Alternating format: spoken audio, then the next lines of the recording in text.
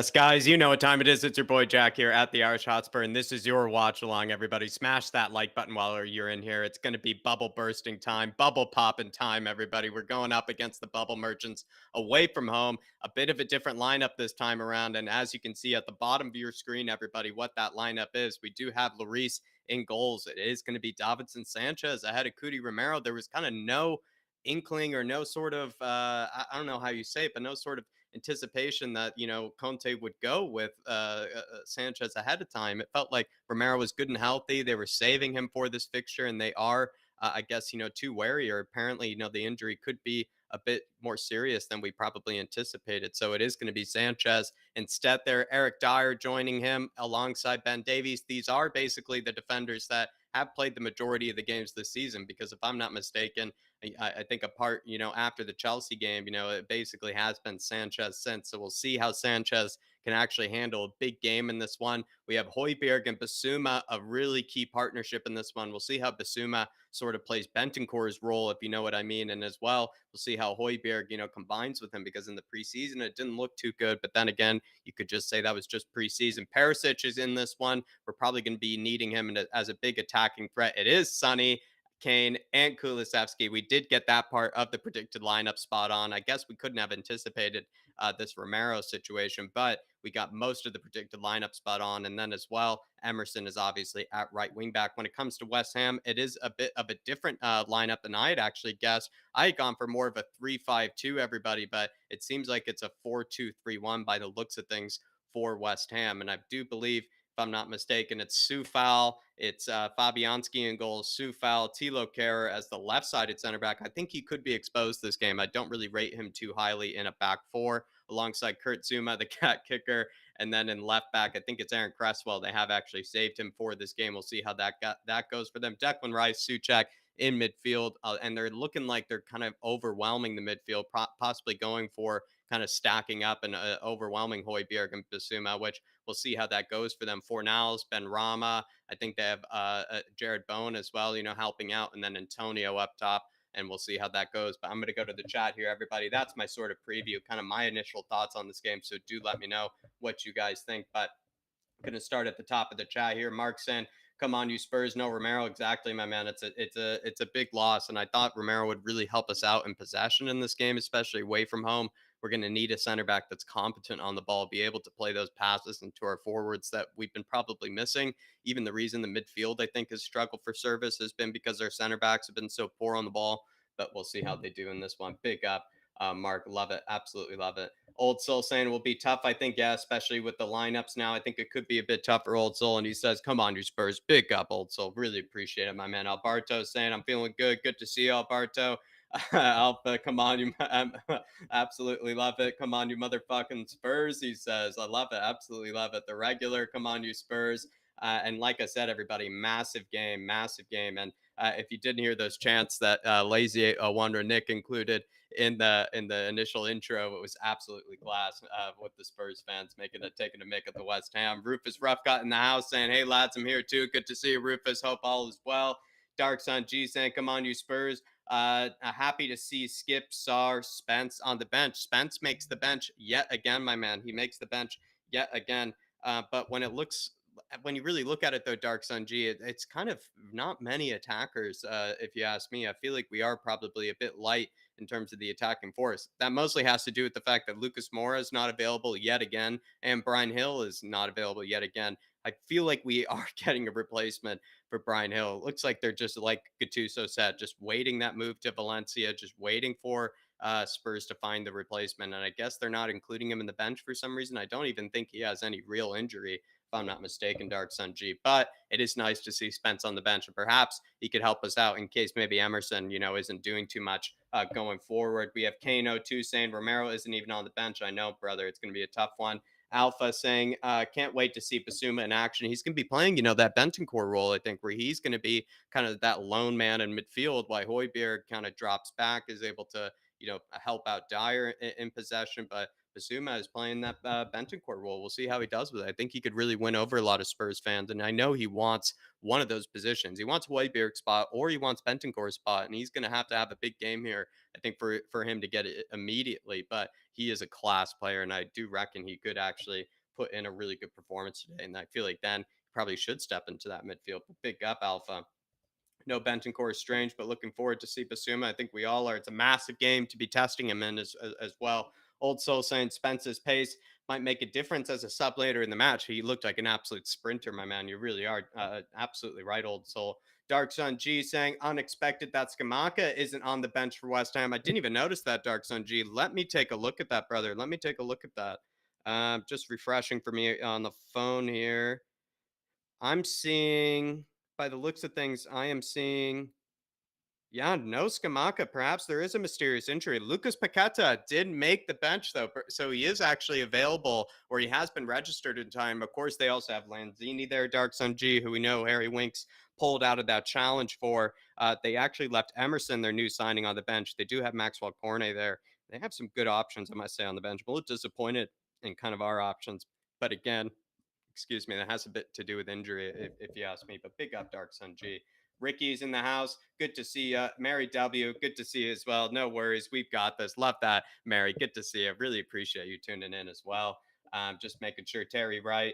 Saying big up, Jack. Appreciate you, Terry. I'll hope all is well. Hope all is well. Jiu-Jitsu boy, looks like Wet Spam are going to try and overrun the midfield. It seems to be the tactic for most opponents coming up against Spurs. And I guess we've sort of struggled in these games when teams have overloaded the midfield. Then again, we've gotten the results and scraped the results. But West Ham away from home, probably a much tougher game when you look at things. So, will we be able to scrape it by this time? Will we be able to actually just have a comfortable game despite them overloading the midfield? I guess we'll find out. I think we're going to need Basuma to have a really good game in this one because I thought Bentancur and Hoiberg played excellent against Forest, but it still looked like we got overrun in midfield.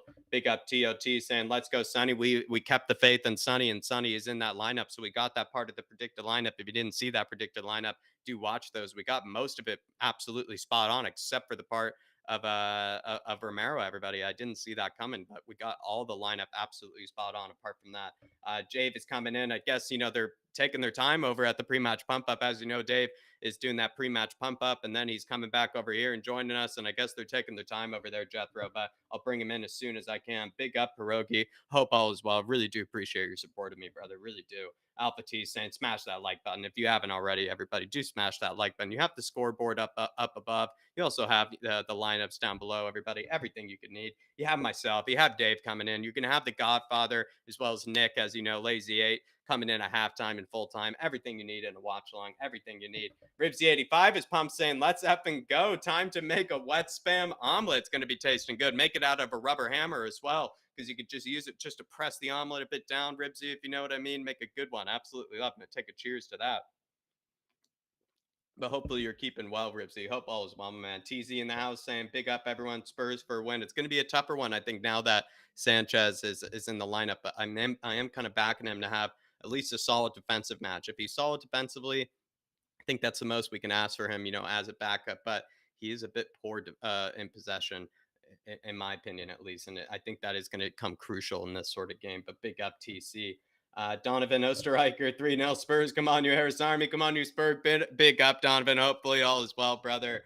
Good to see you, my man. Skamaka is sick. I guess that's helpful to us. It looks like they don't really then have a different Antonio option. So I guess that's the point, though, is Romero isn't there to pocket Antonio in this game. It's going to be Sanchez instead coming up Antonio, and Dyer instead coming up Antonio. I'm a bit more afraid when in that sort of situation when it is Sanchez trying to be pocketing Antonio. I'm a bit more afraid in that situation, if you ask me. So Romero is a huge loss, not only like I just said before when it comes to possession, but also when it comes to probably a big target being Antonio. That guy's going to really cause us some trouble. But big up Lynch 616. Wes the King, big up, my man. Hopefully you're able to catch the stream, and hopefully you're being able to. The Peacock is going to work for you. It's a very weird app, my man, but appreciate you at least saying your hellos. Big up, Dark Sun G saying Basuma has a long range shot in him.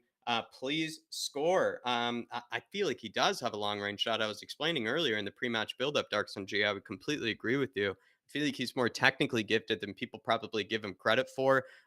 When we saw him over at Brighton, I think he played more of a limited role it was sort of like a ball winning kind of deep lying midfielder sort of role, kind of a role similar to that Hoiberg plays, but I feel like he's more comfortable maybe being a bit more expansive, maybe being a bit more open, and being able to progress up the pitch a bit further, being able to express himself perhaps a bit higher up the pitch. And I think that would be a better role for the likes of Basuma. So when you look at it, Dark Sun G, I think he's actually secretly one of the most technically gifted players already in our squad. But we are going to need to see him prove it in this game. It's a massive game for Basuma, and he does have that long range shot. Him, and I guess Hoiberg kind of is the other one that has it, but I think Basuma has a better long range shot. If you ask me, big up Dark Sun G. George Hill saying it's bubble popping time. Absolutely, big up Adam D. Tony Austin, good to see you, Tony. Val Taylor saying, control the ball accurately. Don't get pushed over easily, and we'll win 3-0 Spurs. Val, we've sort of struggled in possession at times, giving it away a lot to West Ham. West Ham have sort of done the same thing. They're also a team that seems to struggle in possession, seem to struggle in being able to at least, dominate games in terms of controlling the midfield and controlling the ball. So it's going to be an interesting one. Two teams that love to concede possession to each other. But just going to check in on Dave's status because normally he would be in here by now. But I guess, like I said, must be taking their time over on the pre-match pump up. But he will come in. Everybody, big yourselves up. Patty Higgins saying, "Big up, Jack. Tough game. We got this. It's absolutely a tough game, Patty, and I really do appreciate you tuning in as well, brother." We also have R Green in the house saying, "Evening, Jack. Let's have it tonight." There he is. There he is. The Irish Hotspur. He has arrived. We're going to bring him in here in just a moment, everybody, but do have a bit of patience with me. And it's really good to see you, R Green. And I really do appreciate you tuning in to this watch. Say that again, Dave. Yeah, absolutely. But we're bringing in Dave, everybody. But Art Green, like I said before, if people who are tuning in, when it comes to West Ham, we got the Spurs predicted lineup absolutely spot on. We've got that 3-4-3. We didn't think it was going to be switching, 3-5-2. We didn't think Richarlison was going to come in yet. It really looked like Conte was keeping his faith for the spammers and kind of, or keeping his faith for the Fulham game, letting Sonny, kind of take advantage of his past record against West Ham. But when you look at this sort of game, I feel like it is going to be interesting now that West Ham have gone for that 4-2-3-1 instead of that 3-5-2. I thought they'd be going for a five in the back situation, which I feel like could have been a better situation for Spurs because it looks like West Ham have sort of struggled with that five in the back. They've struggled doing that three in the back. And then as well, if you ask me, I feel like they probably have had better games in that 4-2-3-1. I think they've caused us more trouble in the 4-2-3-1 than they have with the five in the back. So I am a bit worried about maybe that formation there. I feel like, and also with Sanchez, as I've said before, makes it a much more even game. I think with Romero in possession, makes it less of an even game, and it is going to be an interesting one. But for the rest of that, I would say the predicted lineup and whatnot, everybody, we got it absolutely spot on, except for West Ham's part. I think David Moyes kind of threw me a curveball there, is what I would say. But we're about to bring in the Irish Hotspur in just a second here. Just adding him in, and here he is. There Am you I are, in? Davo. Oh, I cannot wait, Jacko. I have been waiting all day for this one. As I said, part one of the West Ham away starter pack and part two will be coming up as the players are walking out. But Jack, this game we've got to turn up for the full 90 minutes. We can't afford to do what we've done the last few games. First half very slow, lethargic, pedestrian, and in second half much better. We will hope not get away from that today. West Ham, although are on poor form, picked up their first win at the weekend and have only scored one goal as well. They will be up for this. We've seen with Chelsea, although not on great form, whatever Tottenham roll around, they're always up for it. But I also think Tottenham have a different mentality going into this. And I also think we'll be up for it. I think we'll be up for the fight. I think we'll be up for the occasion. I don't think we'll be affected by the atmosphere whatsoever. Now, in terms of starting lineups, I'm very, very disappointed not to see Romero in there. Yep, we got thrown a curveball there. We thought he would be available. He was training with the squad this week, Dave. Everything sort of suggested he would be playing in this one. Like I was saying before, the predicted lineup we got on every single player spot on except for that Romero Sanchez. Yeah, look, I'm not sure what's going on because as far as we knew, he was fit. So maybe he's being held back. I'm not so sure. They don't want to rush him back because they don't want him to go through maybe the injuries that he went through last season. If that is the case, I can accept that. But what I will say is maybe Sanchez might help us out from West Ham's main threat, which is set pieces into our box. Uh-huh. Maybe that could be a plus, but we need a big performance from him, Dyer, and Davies today. We need a big performance from that whole back line and another clean sheet, because Mikel Antonio will look to get in behind them at all opportunities. Benrahma, Bowen will look to twist them inside out at every opportunity given running at them. And what I will say is I don't want them backing off as deep as they have done over the last few games. We need to engage them in and around the edge of our box, because they will shoot and they will score. But I'm hoping from a massive performance today from Hugo, Yeah. Jack.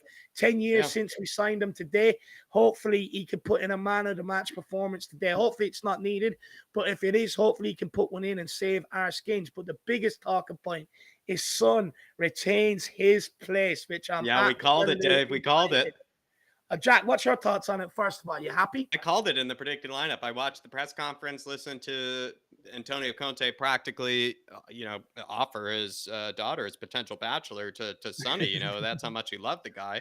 It would clearly show that he has no worries.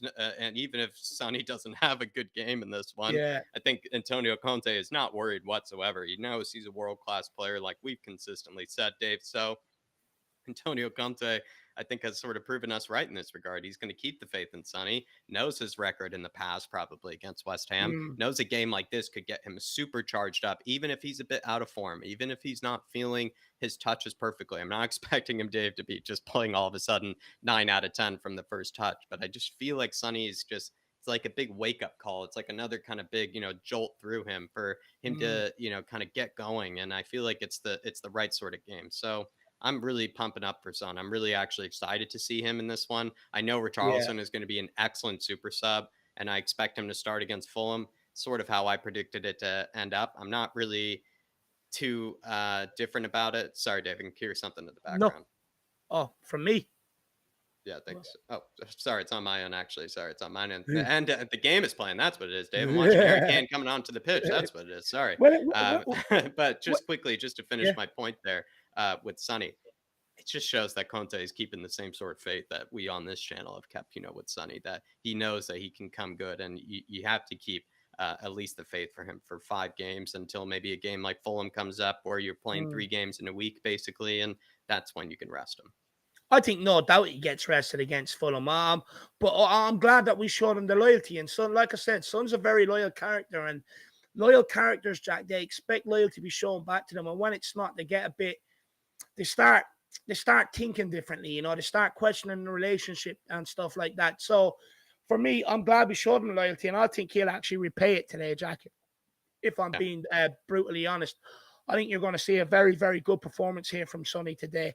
And I cannot wait to see him in action. I think he's going to answer a lot of critics that maybe have questioned him or doubted him over the last few days. I think he's definitely going to show up today. And don't get me wrong, I think it's a bit harsh on Richarlison, Jack. But at the end of the day, he was always coming to this club knowing that he was going to have to wait to get his chance and not take like it's his every second minute season available. or anything either. It's his No. first season coming into the club. He knows West Ham. He doesn't know a London derby West Ham, Dave. I know we think he's tailor-made for this sort of situation. He probably was, born and bred for this sort of game. At the same time, like Sonny has the experience in this over him, if you ask me, and he also has the record to prove for it. And anyone that doubts this is West Ham Cup's final, look at the light display they have going on here now. The fireworks, the flames coming up. I mean, it's like anyone that doubts it's their cup final. Just have a look It's the at last what's game on of the your season, TV Dave. screen.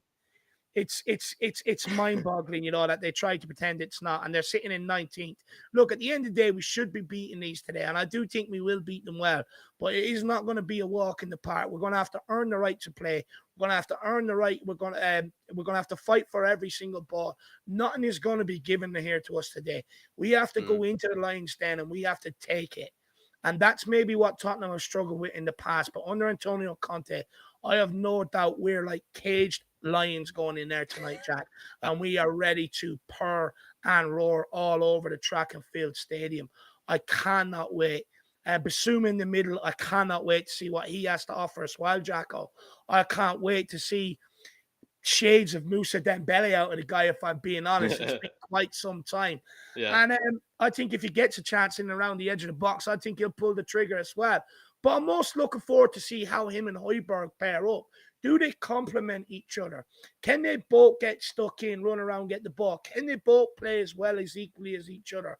I'm very intrigued to see what this partnership offers, because for me, I really like Ben Tekers, and I know a lot of other people really like Ben Tekers, but I think It's I something don't different think we this should time. drop Højbjerg.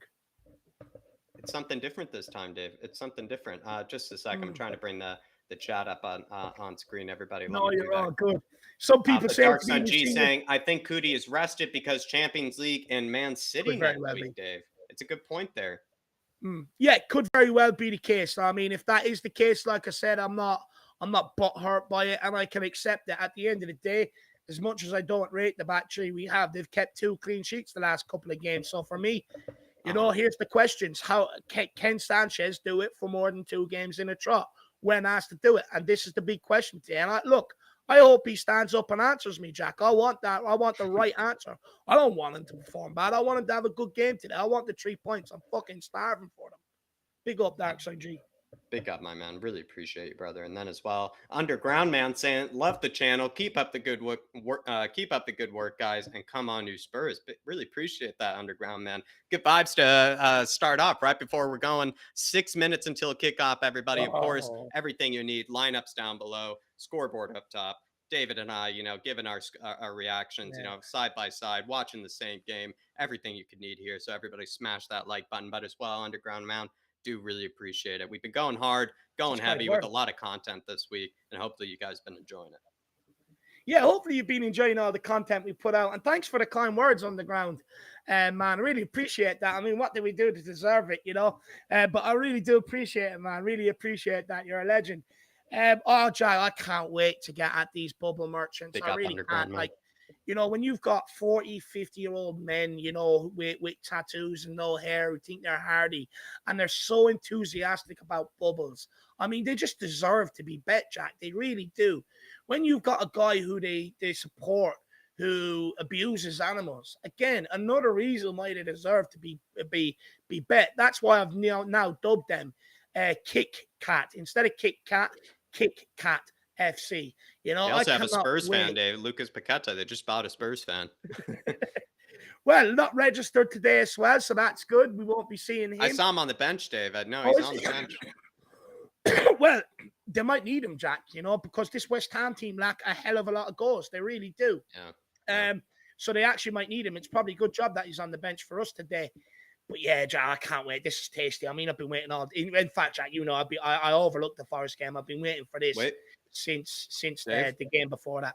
Get ready, Dave. If Harry Kane's about to walk out, and you don't want him to. We need our bubble protector, Dave. We need our bubble protector.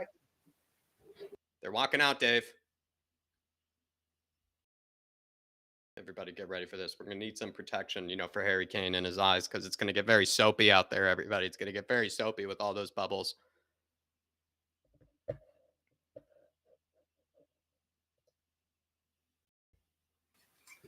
Dave, we need a bubble protector. Yeah, we got the bubble protectors on, Jack, just so we don't put anybody off when they're shooting, when they're trying to walk through that sea of bubbles. So we've got to have the goggles on. I'm testing these for Tottenham Hotspur for next season when we end up there at the track and field stadium. But as you can see, we're trying to really bring the atmosphere to you guys. We've got the bubbles, we've got the eye protectors, we've got the binoculars, we've got the full West Ham away starter pack with us today. So big up, guys. It's absolutely brilliant. So yeah, I cannot wait for this game. I look like Harry Kane against Arsenal, Jack. Absolutely loving it, Dave. Absolutely loving it. They're loving the atmosphere that you're bringing through here, Dave. And you're just simply trying to protect Harry Kane. Trying to at least defend himself from his own bubbles, because all these bubbles are being shot right in his face. Might as well shoot some bubbles back. You got to, Jack. Look, at the end of the day, I don't want them affecting my eyesight watching the game. I've got to keep an eye on that referee, Peter Banks. Hopefully he's not Peter Wanks. We've got to keep an eye on, make sure them West Ham players aren't doing any untoward. And I've also got to keep my eyes clean for some Richarlison showboating, Jack. So, I had to have the protectors on. I can't be having suds in my eyes affecting my vision. Yeah, no, you can't be, Dave. I mean, it's something that no Spurs fan, no player should have to endure. These are grown adults, Dave. Blowing bubbles. I thought at a certain age, you were probably banned, from being allowed to buy bubbles. That they say 5 and up, for certain games should be like 10 and under, for buying bubbles. They shouldn't be allowed. It's like move on to spray paint or something, Dave. Something else. It just feels like not bubbles. So, Jack, I just want to see what's going on out there. Just making sure I'm getting a good look at these starting lineups. Very hard to see from here so far back. I cannot wait. Welsh Gal with the 8-month member super chat saying, I love these watch alongs. Dave and Jack, thank you. Brilliant content as always. Big up, Welsh Gal. Absolute legend she is, Dave. She's always here for every single show, at least throws a comment. And even when she's busy, I bet she's got the IPA probably back to relax a bit, because this is going to be an intense one. But Welsh Gal, appreciate your support. Yeah, big up, Welsh. I really appreciate that. Guys, we're 1 minute away from kickoff. I can't wait. The Owlads going 1-0 to Spurs.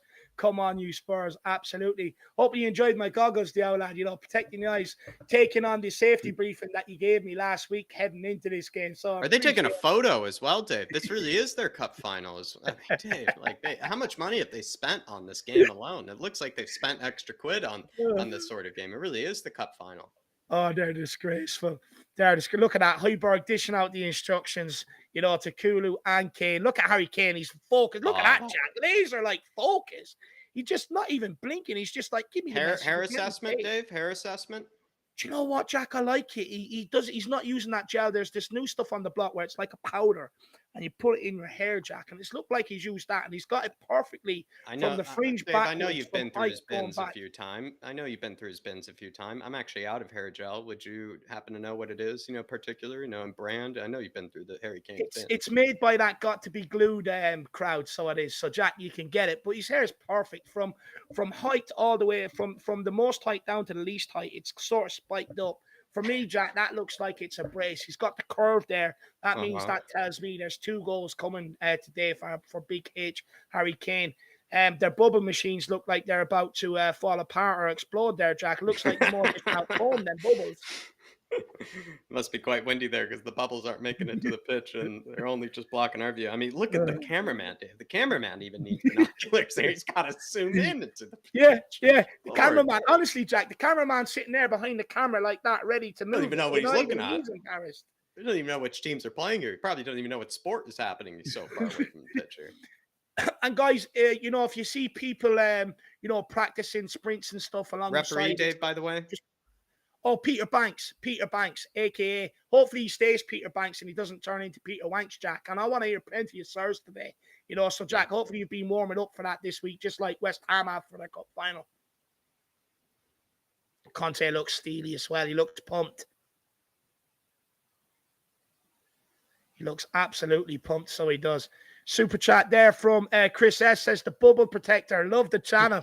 Do you know what? I had to do it. Hopefully you guys enjoyed that. But there's 221 people watching. You want the 3 points. Make sure you smash that like button. Absolutely obliterate it. Let's get it up to 200 likes and let's get this 3 points today.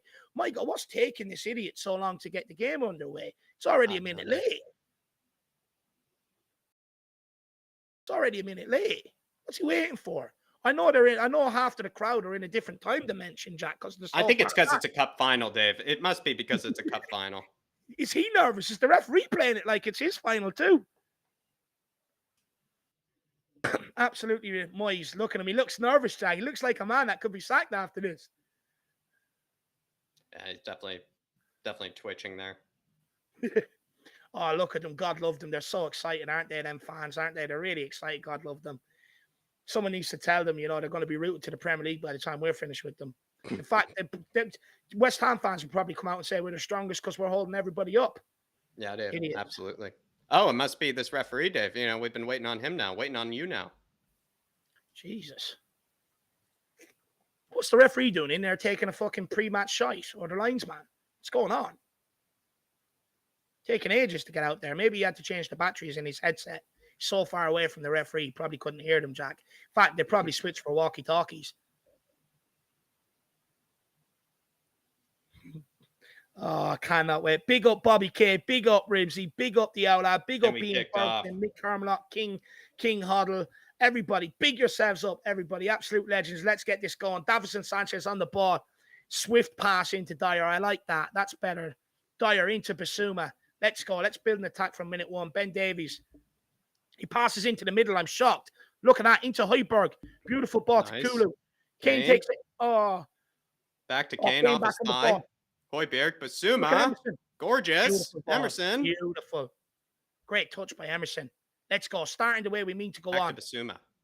Bemusa. Sorry, Dave. You got to get these nicknames spot on, Jackos. Bemusa. Yeah, Darkson, you would be disappointed.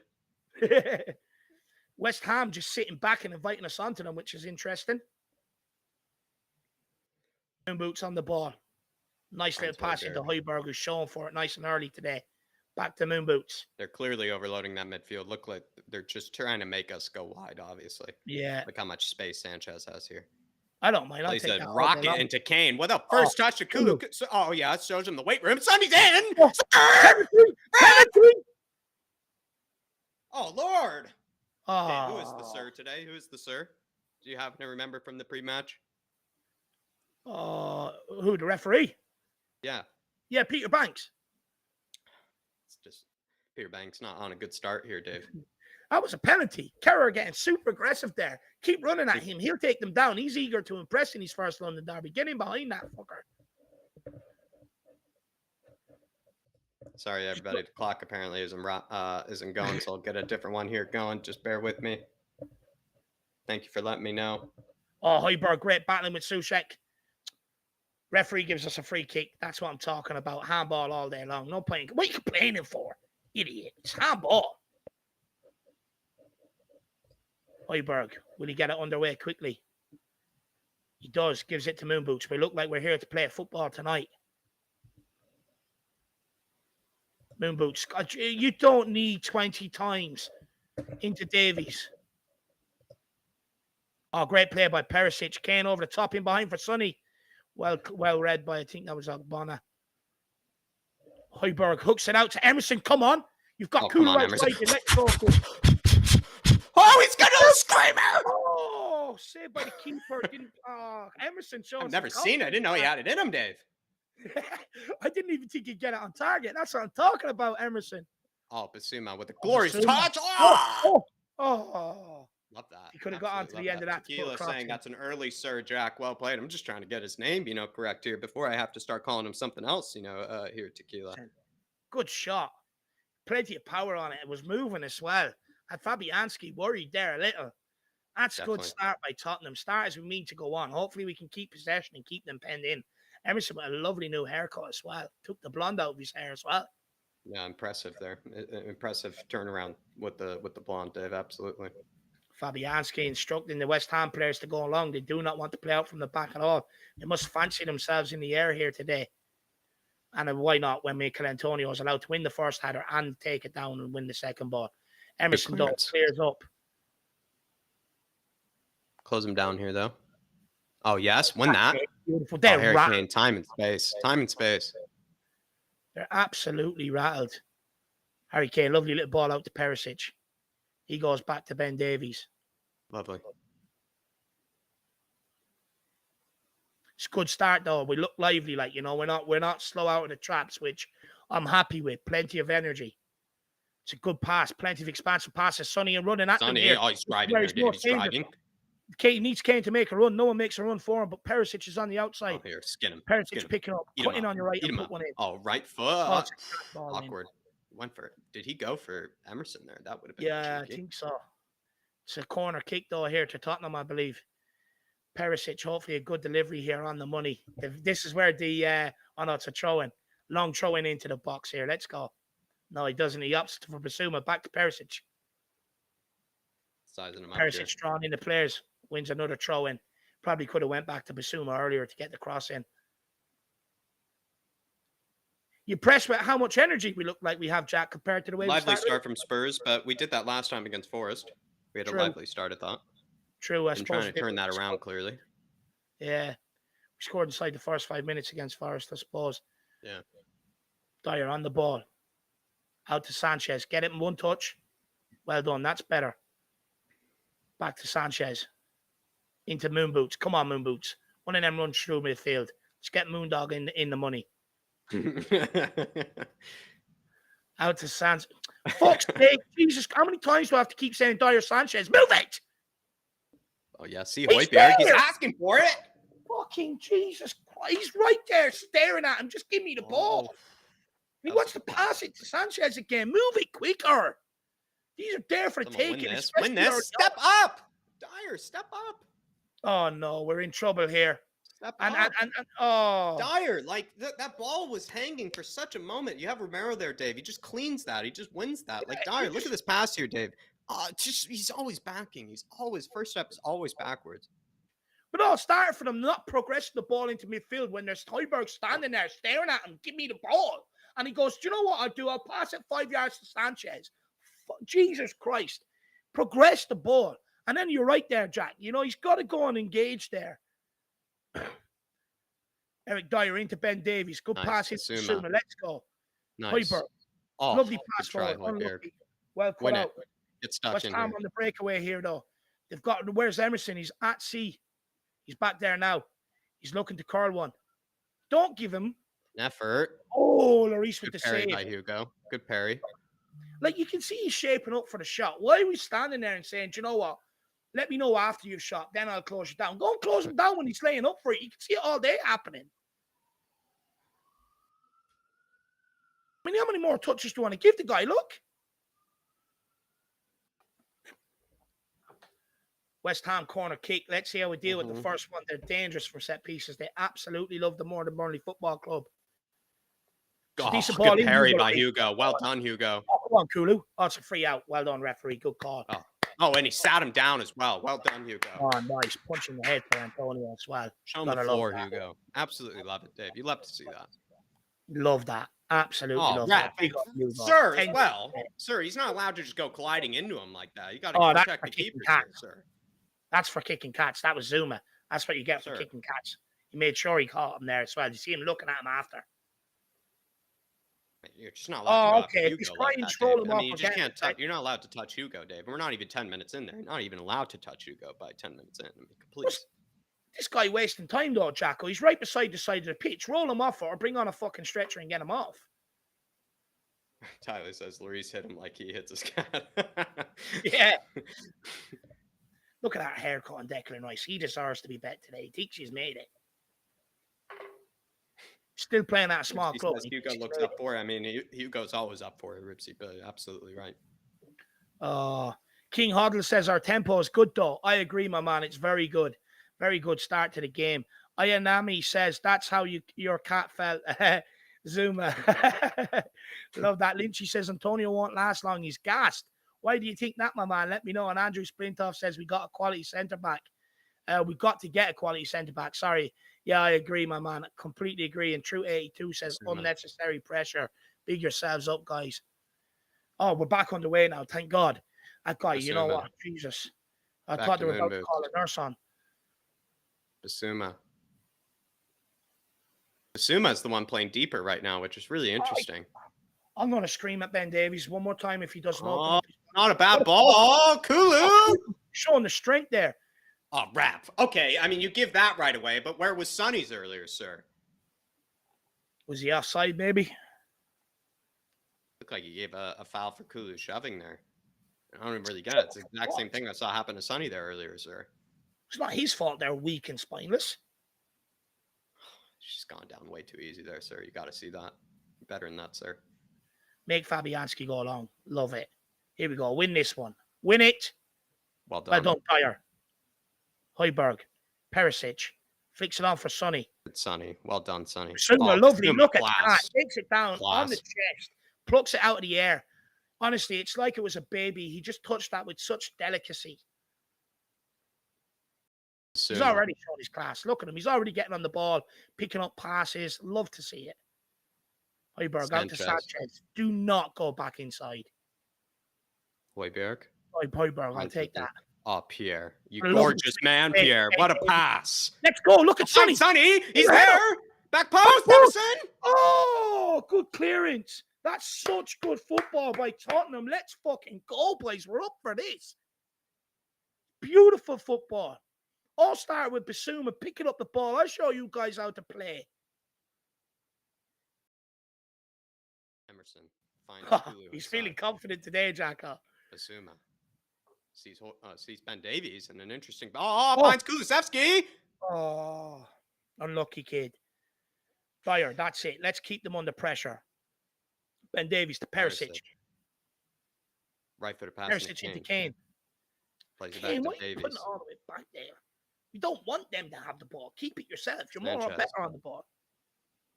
Oh, God. He nearly put that out for a throw. Dyer. Moon boots. Gorgeous pass. Oh, beautiful. Perisic Finds in a lot. Sonny again. Sonny's in a great position again here. Oh, yeah. Skin him. Back post. Kane. Kulusevski. Oh, yeah! Put this one away, Kano. Cresswell handball. Come on. Great job, Emerson. Dave, did you see Emerson's hands immediately up there? That's what we're looking for there, Dave. Oh, I despise these mugs. Oh, sir! Honestly, Jack, it's like calling for a lifeguard. It's ridiculous. Oh, Dave, I mean, again, how many times do we have to come up with these teams? They're playing the wrong sport here, Dave. It's not volleyball. Like, honestly, it's like he was calling for his missus or something, Jack. Look how far that hand out away. Like he's showing him, Dave, it's just 2 streets down here. You know, just take a right. Like, what is Cresswell doing there, Dave? It's the most unnatural hand position I've ever seen, sir. Oh, don't tell me VAR are looking to overturn this. I mean, this is just, it's a farce. Actually, he sees it right away. If he can see it with his own eyeballs, why do you even get VAR involved here, Dave? He can see it with his own eyeballs. Oh, come on. I wonder who's taking the penalty. Hopefully it's Harry Kane, even though he missed the last one. Let's go. Oh, it looks like Dyer's stepping up. No, sorry. Sorry, I don't mean to scare people. No, it's not. No. Oh, you know, Dave, you can't say that because Moondog might be in the chat here. Moondog might be. Moondog would be pitching a tent if he's standing there taking it. Oh, come on, checking penalty. How long did he need? How many times do you have to see it? How many times? Who's in the VAR booth, Dave? You know. Stuart Atwell. How many more times? Don't we like Stuart Atwell? I like Stuart Atwell, but honestly, I think he may have forgot his glasses today, Jack. We're going on 25 times now we're watching this. It's a penalty all day long. His hand's out there giving directions. He even gave it himself, the ref. Straight away. Fucking hell. If they don't my Lord. Do you know what it is, Jack? They're looking for a reason not to give it. This is getting out of hand here. Perisic is over there talking to him like, Jesus, what's going on? Is the internet not working there at West Ham Stadium or something? Or in the VR room? Might have went off his face first, they say. It doesn't matter. It's fucking on ball. Okay, no, they're not going to give this. I know they're not.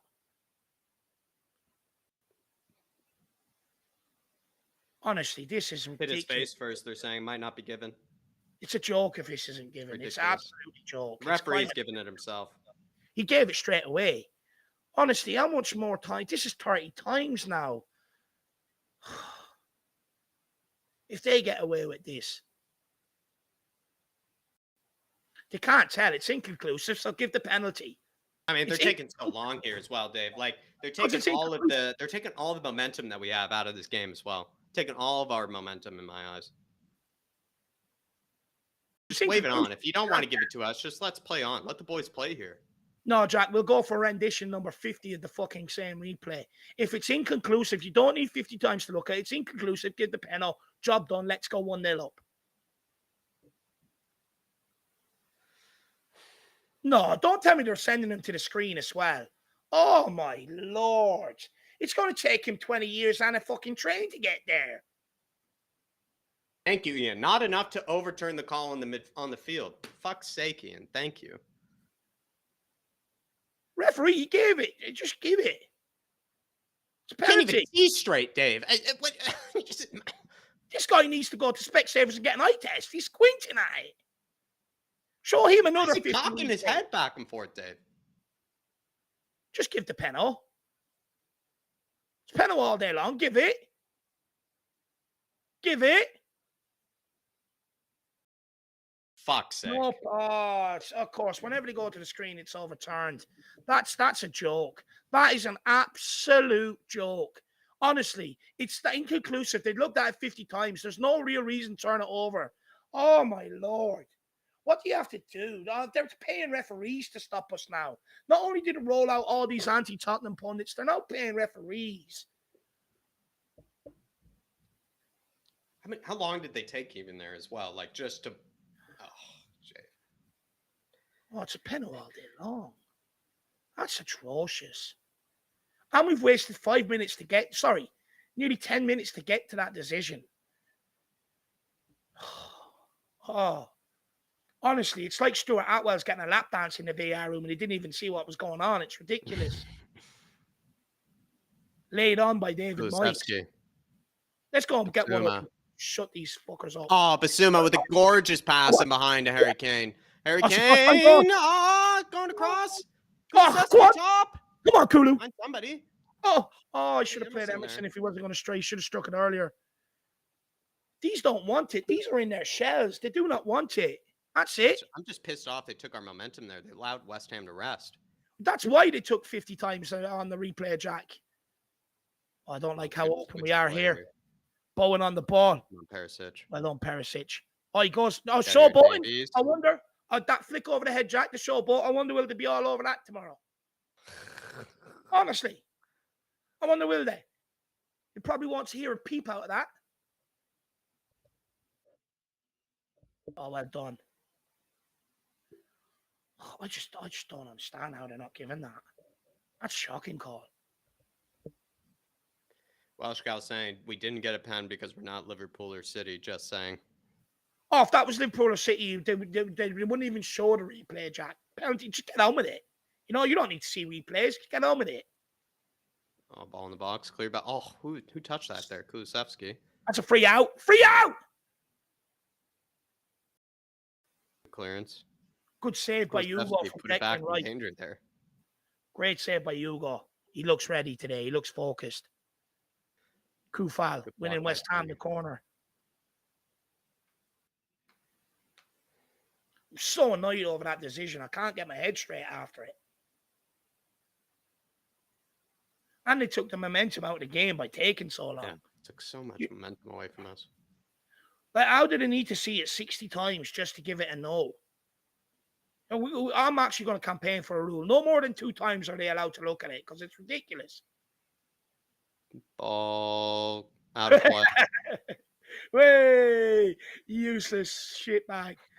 Oh, I way overcooked that one.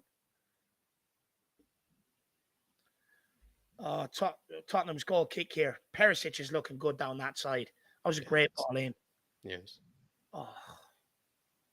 Again, how many more times did Jack? Are they trying to wind me up? It's like someone sitting there listening to me and going, "Oh, Dave's giving out about the replays. Let's show him another 3 times."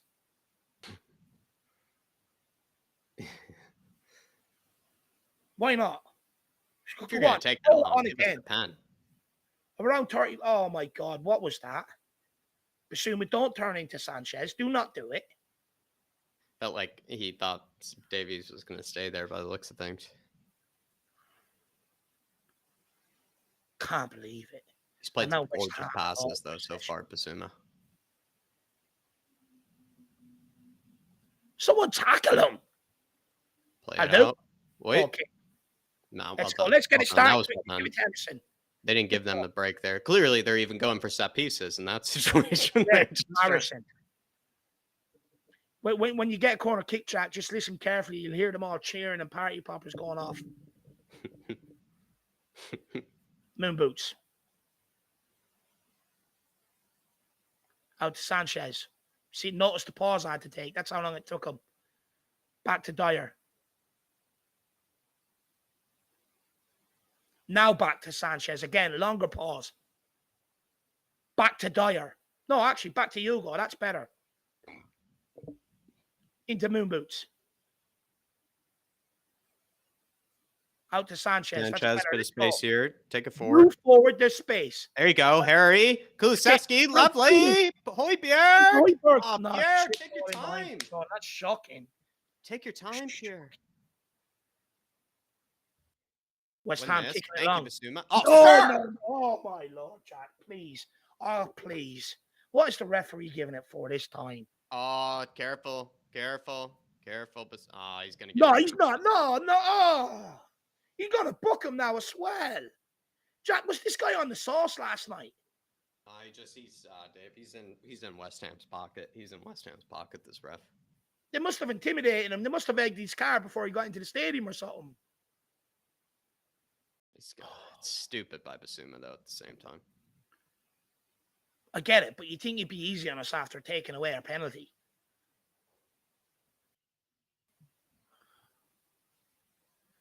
Referee has zero composure whatsoever.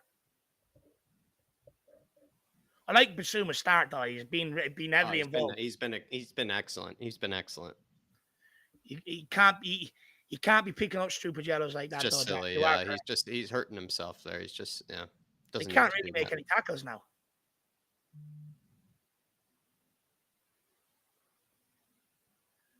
Kufal on the ball. West Ham now passing it around the back. Kurt Zuma.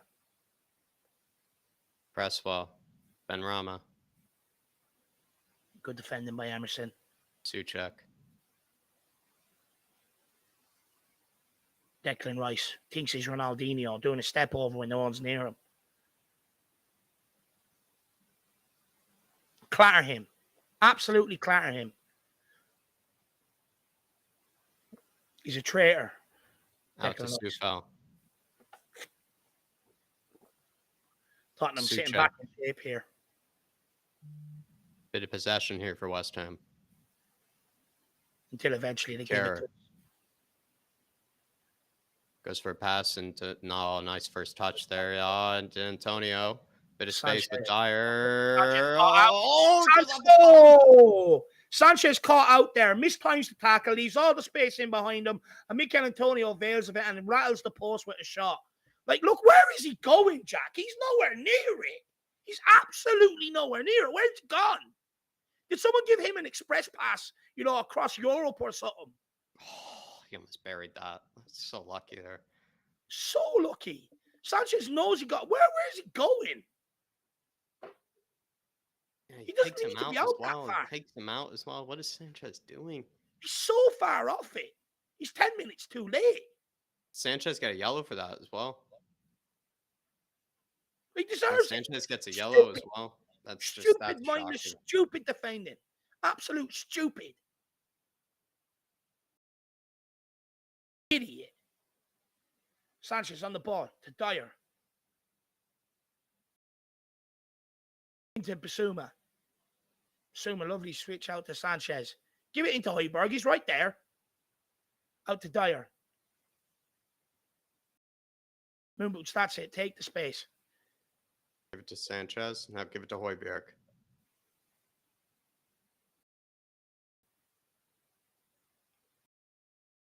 Moonboots on the ball. Out to Ben Davies. Open your body. Oh, he's so predictable every time. Honestly, I am sick of him. I'm sorry, Jack. I'm getting sick of him. I know people love him. But why is it every time he gets the ball, he just got to give it back inside? Why can't he open his body and just give it to people forward positions? It's so predictable. It's that predictable. Nobody even presses him.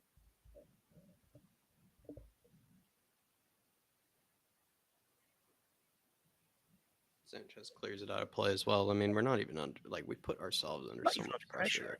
Put ourselves under pressure there. They're not even a good pressing team. No. And if you can't control the ball when a team doesn't press you, it says everything you need to know. Ben Davies, good pass into Højbjerg. Gets his head up. It's a lovely ball over the top. Gorgeous pass to Kulusevski. That is gorgeous. Come on, Kulu. From one end of the pitch to the other, gets his head up. Oh, yes. Top of the box. Yeah. Oh. Bit of a tame effort, but at least he had a goal. We needed more power on that, but we needed a nasty deflection, I guess. That's what he was looking for. What ground he made up, though, Jack, to spray that pass in the first place and then to make up. If Sonny was onside, he could have maybe even put a deflection on it. Oh, that's good pressure. There's just no need to give away the free kick. It's good pressure, but there's no need to give away the free kick. You're just allowing them to relieve the pressure they were under He had no option but to go backwards. And all of a sudden, let's foul him and give away the free kick and release the pressure and let them send bodies upfield. It's mindless defending. I mean, I'm all for kicking 7 shades of shit out of these on the football pitch, but there's a place and a time to do it. Oh, beautiful. What play by Højbjerg. He started the game very well as well. Ben Davies finally puts one into Perisic. Oh, gorgeous. Well done, Ball Perisic. into Sonny. Sonny on the top. The other players just can't do what Perisic does, them little balls. They have to go back inside all the time. Oh, fine, Emerson. Out to Sanchez. He is there looking for it. It's like you have to bypass Sanchez. Bissouma, great turn. Good turn. Back to Sanchez, into Dyer. One of his get turned on the ball. Bissouma gets turned. Lovely. To Sanchez. Oh, guess where he's going? I'll give you a fiver. Give you a fiver if you tell me where he's going. That's it. Out to Ben Davies. Good ball into Kane. Oh, what lovely. Oh, Kane, please. Come on. So many teammates there. Have a better hit. He's got a place. Sonny's running in behind. Just put it in. Sonny's taking up some great positions in the box, I must say. No, it's finding them. It's frustrating. I'm fine with Harry Kane taking that strike. It's just got to be a better strike if he's got to do that. Since they took 20 minutes out of the game with that stupid penalty decision that they overturned, we've just made some brain dead decisions. Oh, please turn. Why is he going back? Just turn. Now you put yourself under pressure. Get out of it. You put us in there. Get us out. There you go. There you go. Well done, Emerson. That's it. Good pass by Sanchez. Let's go, Højbjerg. Good progressive pass forward. Kane. Ball to Perisic. You've got this skin into this guy all day. He shows him the weight room. It's a good ball. Oh. Harry Kane here. He's got the beating of him all game long. So that's 3 times he's betting down that side already. Gives it back to Kane. It's a ball over top for Emerson. Bit ambitious, that. Ben Davies mops it up. Højbjerg. See Emerson. Oh, it's a good pass into Harry. Oh, yes. Pass it behind for Lulu. Oh, shot blocked. Good try, boys. Good try. Oh, lucky. Rice.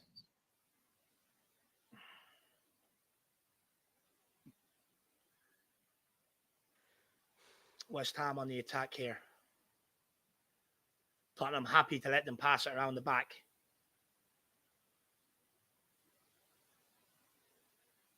Declan Rice progresses it forward. Back to Rice. Sprays it Switch wide. Who? Sufal. Plays Antonio. Deflected. That's a handball. Sanchez. It's a handball by Ben Davies. Might get away with that one, though. Didn't see it. Antonio on the ball, looking to make something happen. Gives it inside to Declan Rice, who pushes it outside to Cresswell. Cresswell to Ben Rama. What can Ben Rama do? Puts in a good ball into the box, straight into Hugo Reese's hands. Come on. Take your time, Hugo. Let them push all the way back. Neil Thomas saying, big up, lads. We need to tighten up at the back. We're so poor in possession in the back, Neil. That's all it is. It's our biggest problem. We actually look great in the midfield. We look great with our forwards. I think our front three are actually looking good. Sonny's looking good. Oh, poor from Pierre. But Sonny's looking good. I think the rest are looking good. I'm actually quite happy right now, if you ask me, my man. But it feels like the back three, they're just so poor in possession. I think poor in possession, but they also need to tighten up a little as well defensively. You know? They really do. Like, Declan Rice switches it out to their fullback there, just standing there free. Why can't Perisic push out? Ben Davies push across. You know what I mean? You've got to wake up here. Free kick. That's good. Finally, he gives us something.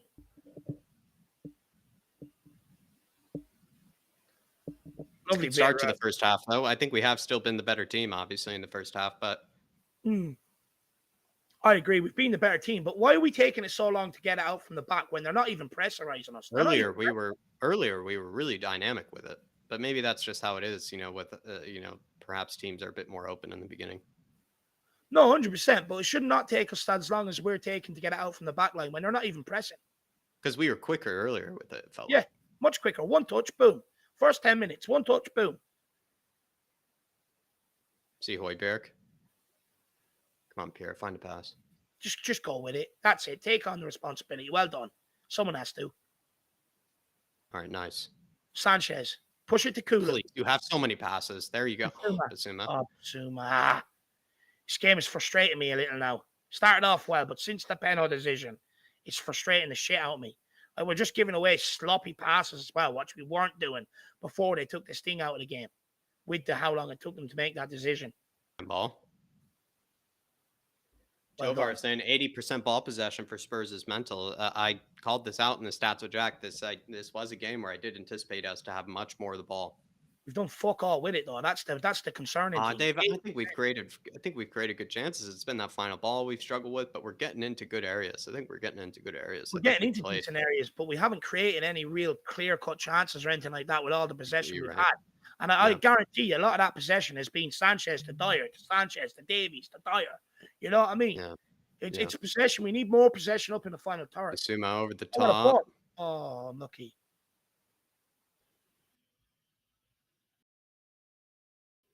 Clatter him. To Dyer. He nearly forgot the ball there. That's embarrassing. 20 touches. Into Højbjerg. That's finds more like Sonny. Lovely. Højbjerg again. Goes for a ping. Oh, it's gorgeous again from Pierre. What a ball. He's looking like Pirlo today. He's playing dimes, Pierre. Pierre-Emile Højbjerg. Oh! Again. Oh! Højbjerg just couldn't get on the end of it. Kane has that vision. Oh. Højbjerg's had a brilliant start today. Rice out to Cresswell. Like, the fact that we've had 80% possession and West Ham have probably had a better shots on goal than what we've had is probably a bit embarrassing. Like, they've hit the post. We've been in good positions where I've actually seen, it's been that final ball that I think has, hurt us, if you ask me, because I think Højbjerg could have done better with the decision. We saw Kane could have done better with the decision. Yeah, much better. Kulusevski, if I recall, there was one where he could have maybe made a better decision or a better pass. So, you know what I mean, Dave? Where, like, almost clear-cut chances at certain stages. So I'm not too concerned. But still, they could – I mean, West Ham, they are the goal against the run-of-play sort of team. I mean, they make their living off it. Yeah, they're that. Yeah, exactly. It's their bread and butter being that type of team. Oh, but well done, Pierre. Well done. Oh, let's break. They've got loads of men forward. It's 3-on-3. Let's break. Come on, Kulu. Come on, Kulu. Where's Kane going? Okay.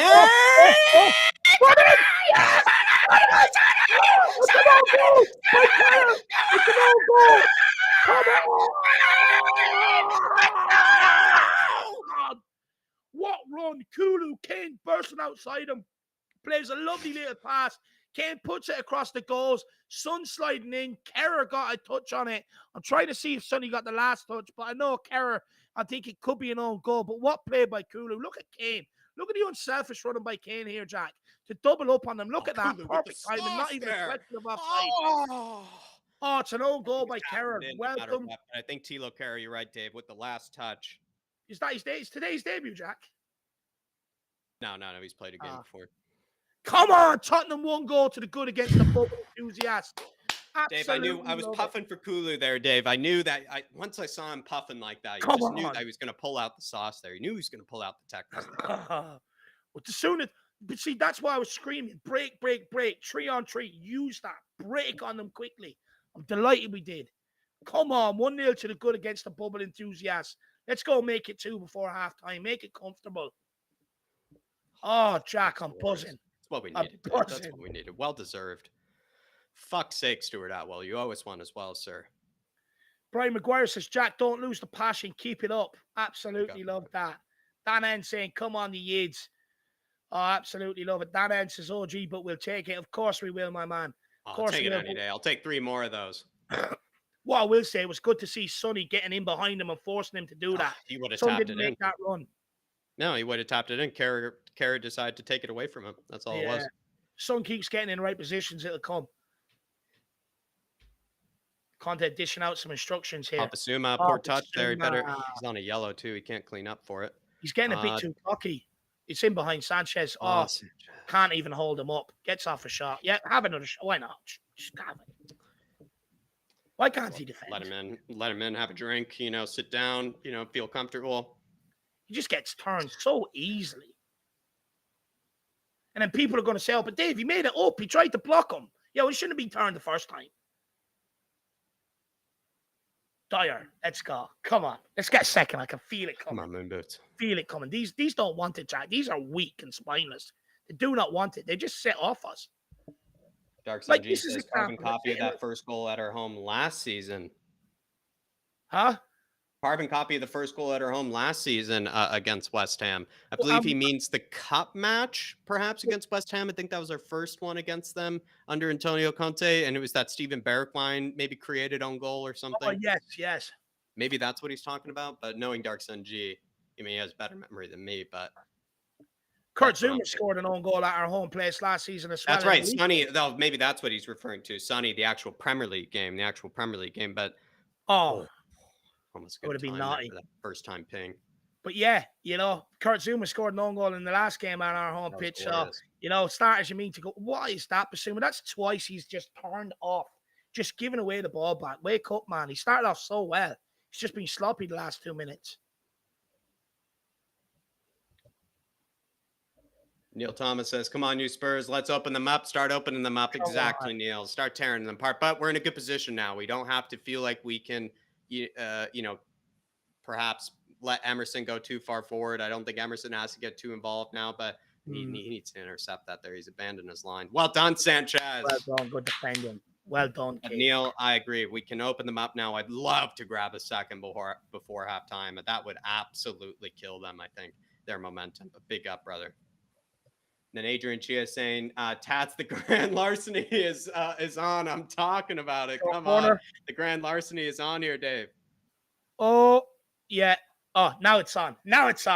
Yeah, no, I cannot wait, my man. You did say that earlier on, Adrian Chia. Hopefully we get that grand larceny, my man. Look, I want to go 2-3-4-0. I want to absolutely beat these into surrender. That's what they get for being 50 years of old and being so enthusiastic about bubbles. You go to any West Ham fan house, they'll be able to tell you types of bubbles, shapes, sizes. It's ridiculous. They deserve to be beat. Oh, come on. Musa. Out to Sanchez. Cross to Dyer. Højbjerg wants it. He's just ignored. Dyer's trying to tell him where to go. Welsh girl says, let's cut him like fish. She's ruthless. She's Conte. Good ball by Sanchez. Jeez, Sanchez played it forward. Played again. There you go. Love that. Basuma. He's here. Do not use Davies because you know where it's there going. You go. No, he's got time and space here. Please. His first touch took that space away. And that don't time. Even need that extra time. That's why I don't get excited when he gets time and space, Jack. I just don't. But they're professional footballers. Like they need. They should be doing something with it. Basuma here. Fine. Kulu. Kulu, what control and the strength, sir. But Jack, that's why I don't get excited though. Like they can have all the time and space. They'll get switch off. They'll feel composed. Touch will go 10 yards ahead of them, or I just don't get excited. Like, what's he? Yeah. Please, better not. Come on, Perisic. Now's the time to 2-foot in. Show him the weight room. Show him the weight room, Ivan. Just show him the weight room. Perisic, look at this. In fact, Dave, since it's the track and field stadium, the weight room is actually outside. What a ball. Sonny, he's in behind here. Please. Oh, what a touch. Please. He went for that. He went for that world-class touch with the head there. Went for that Ronaldo touch. He was in. You seen Ronaldo do that? Yeah, but Sonny last year, that would have been 2 touches in the back of the net. Should he have tried to touch it to control it, or should he go for that perfect touch like he did there? I don't know, Jack. To be honest, it It's froze a on tough me. one to know because maybe you touch it just a bit high, just to get control, or you go for that world-class touch, which I think what he went for. Just last season, that would have been 2 touches back of the net. We wouldn't even have to talk about it. Yeah, maybe so. So much space as well. The second's coming, though. Like, for a team that sits back, they're giving us an awful lot of space. Ball Kufal with the in, ball in. Tufal. Oh, how's Sanchez ball watching? Fucking hell. He's standing there. Oh. Like, this is where West Ham are going to get their goals, just from shit like that. Look at him. Look. Oh, I'll jump after Soucek has headed the ball. After. Thank you.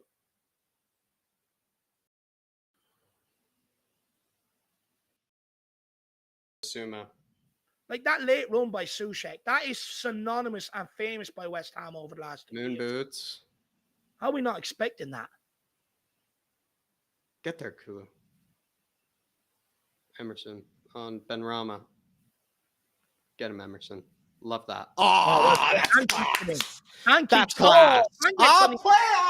Emerson, please help me. Help me there. He does so well, and then just the pass is just shit. And it's a simple pass as well. Hugo. Well on, Hugo. Jack, this stream is getting choppy. Will I switch to the other one? No, it's fine now. Oh, come on. Big Cage. Into Perisic. Into Pierre and Højbjerg. Out to Emerson. Emerson back into Bissouma. Back to Emerson. Won't start this lazy shit now. Back to Dyer. Out to Sanchez. Just keep ball till halftime. We don't want to lose it. Back to Hugo. Ben Davies is so free. He goes long. What a ball into Perisic's head. Just couldn't get the angle on the header. Unlucky. Just going to grab some water. I'll be back in 1 second.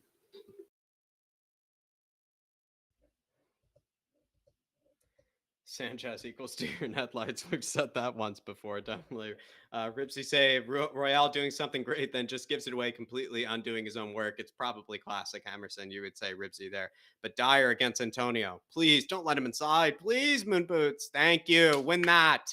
There we go. Come on, Emerson. Man on. Dyer here. Over the top to Kulusevski. Lovely. Kulusevski plays it to Davies. Bit sketchy there. Very sketchy. Lovely from Perisic. Finds Kane. Lovely time. Time and space here. Well done, lads. Well done, lads. Davies and Dyer making a mockery of that there. Perisic, just give me one touch. I'll take everyone out of the game. Beautiful defending. See Emerson. Or lovely. Oh, gorgeous. Good ball. Oh, what a touch by Sanchez. Didn't think he had that. Into Bissouma. Back to Sanchez. I think we're just going to keep this till halftime. I think we're looking happy to do that. Højbjerg. Time here. Not out to Davies. First time. Just 2 players down there. Give it back to Pierre. Just give it back to Pierre and Bissouma every time. No more than 2 touches. Just give it back to them. Because anytime you give it back to Pierre and Bissouma, they can't press us. They can't press us. That's it, Højbjerg. Loads of space now. Loads of space to operate in. See Emerson. Bissouma. Into Davies.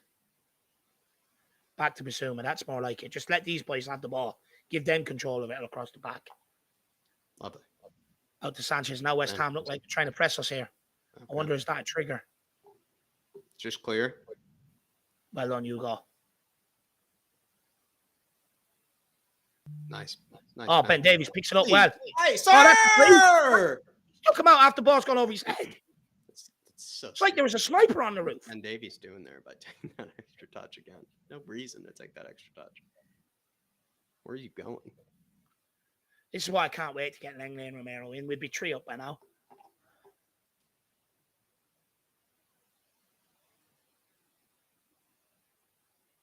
Oh, I'm buzzing though. It could be worse. Could be worse, lad. We've played well. Let's hold out, lads. Come on. We've played well. We'll maul these in the second half. Soucek sprays it wide.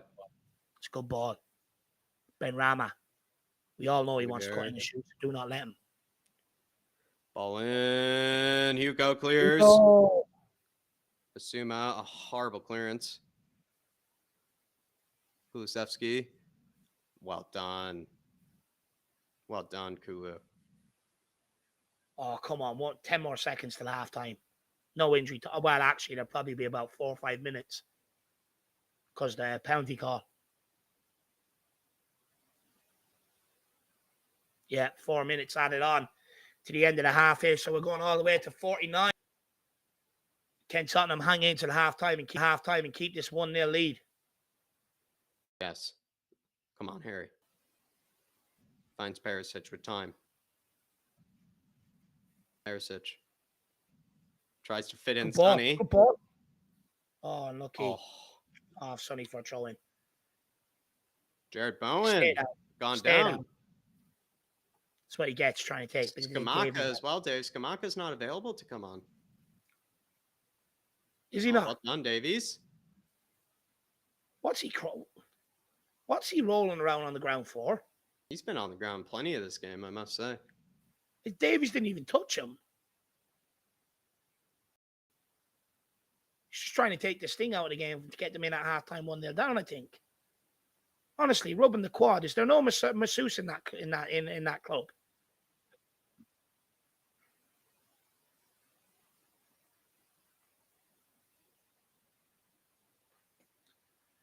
Oh, we'll take some of the chat while this is taking 20 minutes to get underway. Daniel Larson says, what's going on with Basuma? Look, he's had a bit of a mixed half. He looks good on the ball at times, but then at times he's looking a bit sloppy. And the yellow card was stupid to take as well. Stephen THFC says, are you awake, Dave and Jack? Think the screens are frozen. No, I'm awake, man. Right here, my man. Maybe we just haven't, moving our faces very much. Everyone else, let us know in the chat, as are we frozen or are we good? Let us know, please. Ian Ferguson says Bowen looks like he has cramp. I don't know what he has, man, but he just needs to cop on. Like, he didn't even get touched.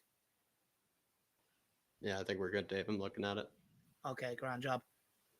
I think we're just a bit confused with the sir there, Stephen, by the looks of things. We're just a bit confused by, the amount of time afforded here. Just, Bowen going down with, just a faintest of touches. It's a bit concerning. Okay, pick on. Oh, see the line of Fangard and Perisic there coming up, putting his hand on his shoulder. Why is he chesting that and bringing that down?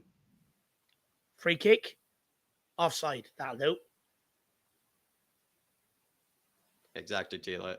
Maybe we just look bored there, just watching the boys not play. There's been so much stoppage of time. There's been so much. I was just bored waiting for them to take the throw in. I mean, the referee had to run all the way down to our penalty area to check on poor little Bowen, even though he's standing up, and then resumes the game. Like last time I checked, you're supposed to just keep playing. That's the rules. But no, the referee wants to go all the way down. Oh, do you want me to kiss it and rub it better? No problem. We'll just wait 10 minutes. Fuck me. They already took 20 minutes taking the penalty decision. Jesus Christ, the referee's an idiot. I don't want him again. He's crap. He is useless. Peter Wanks.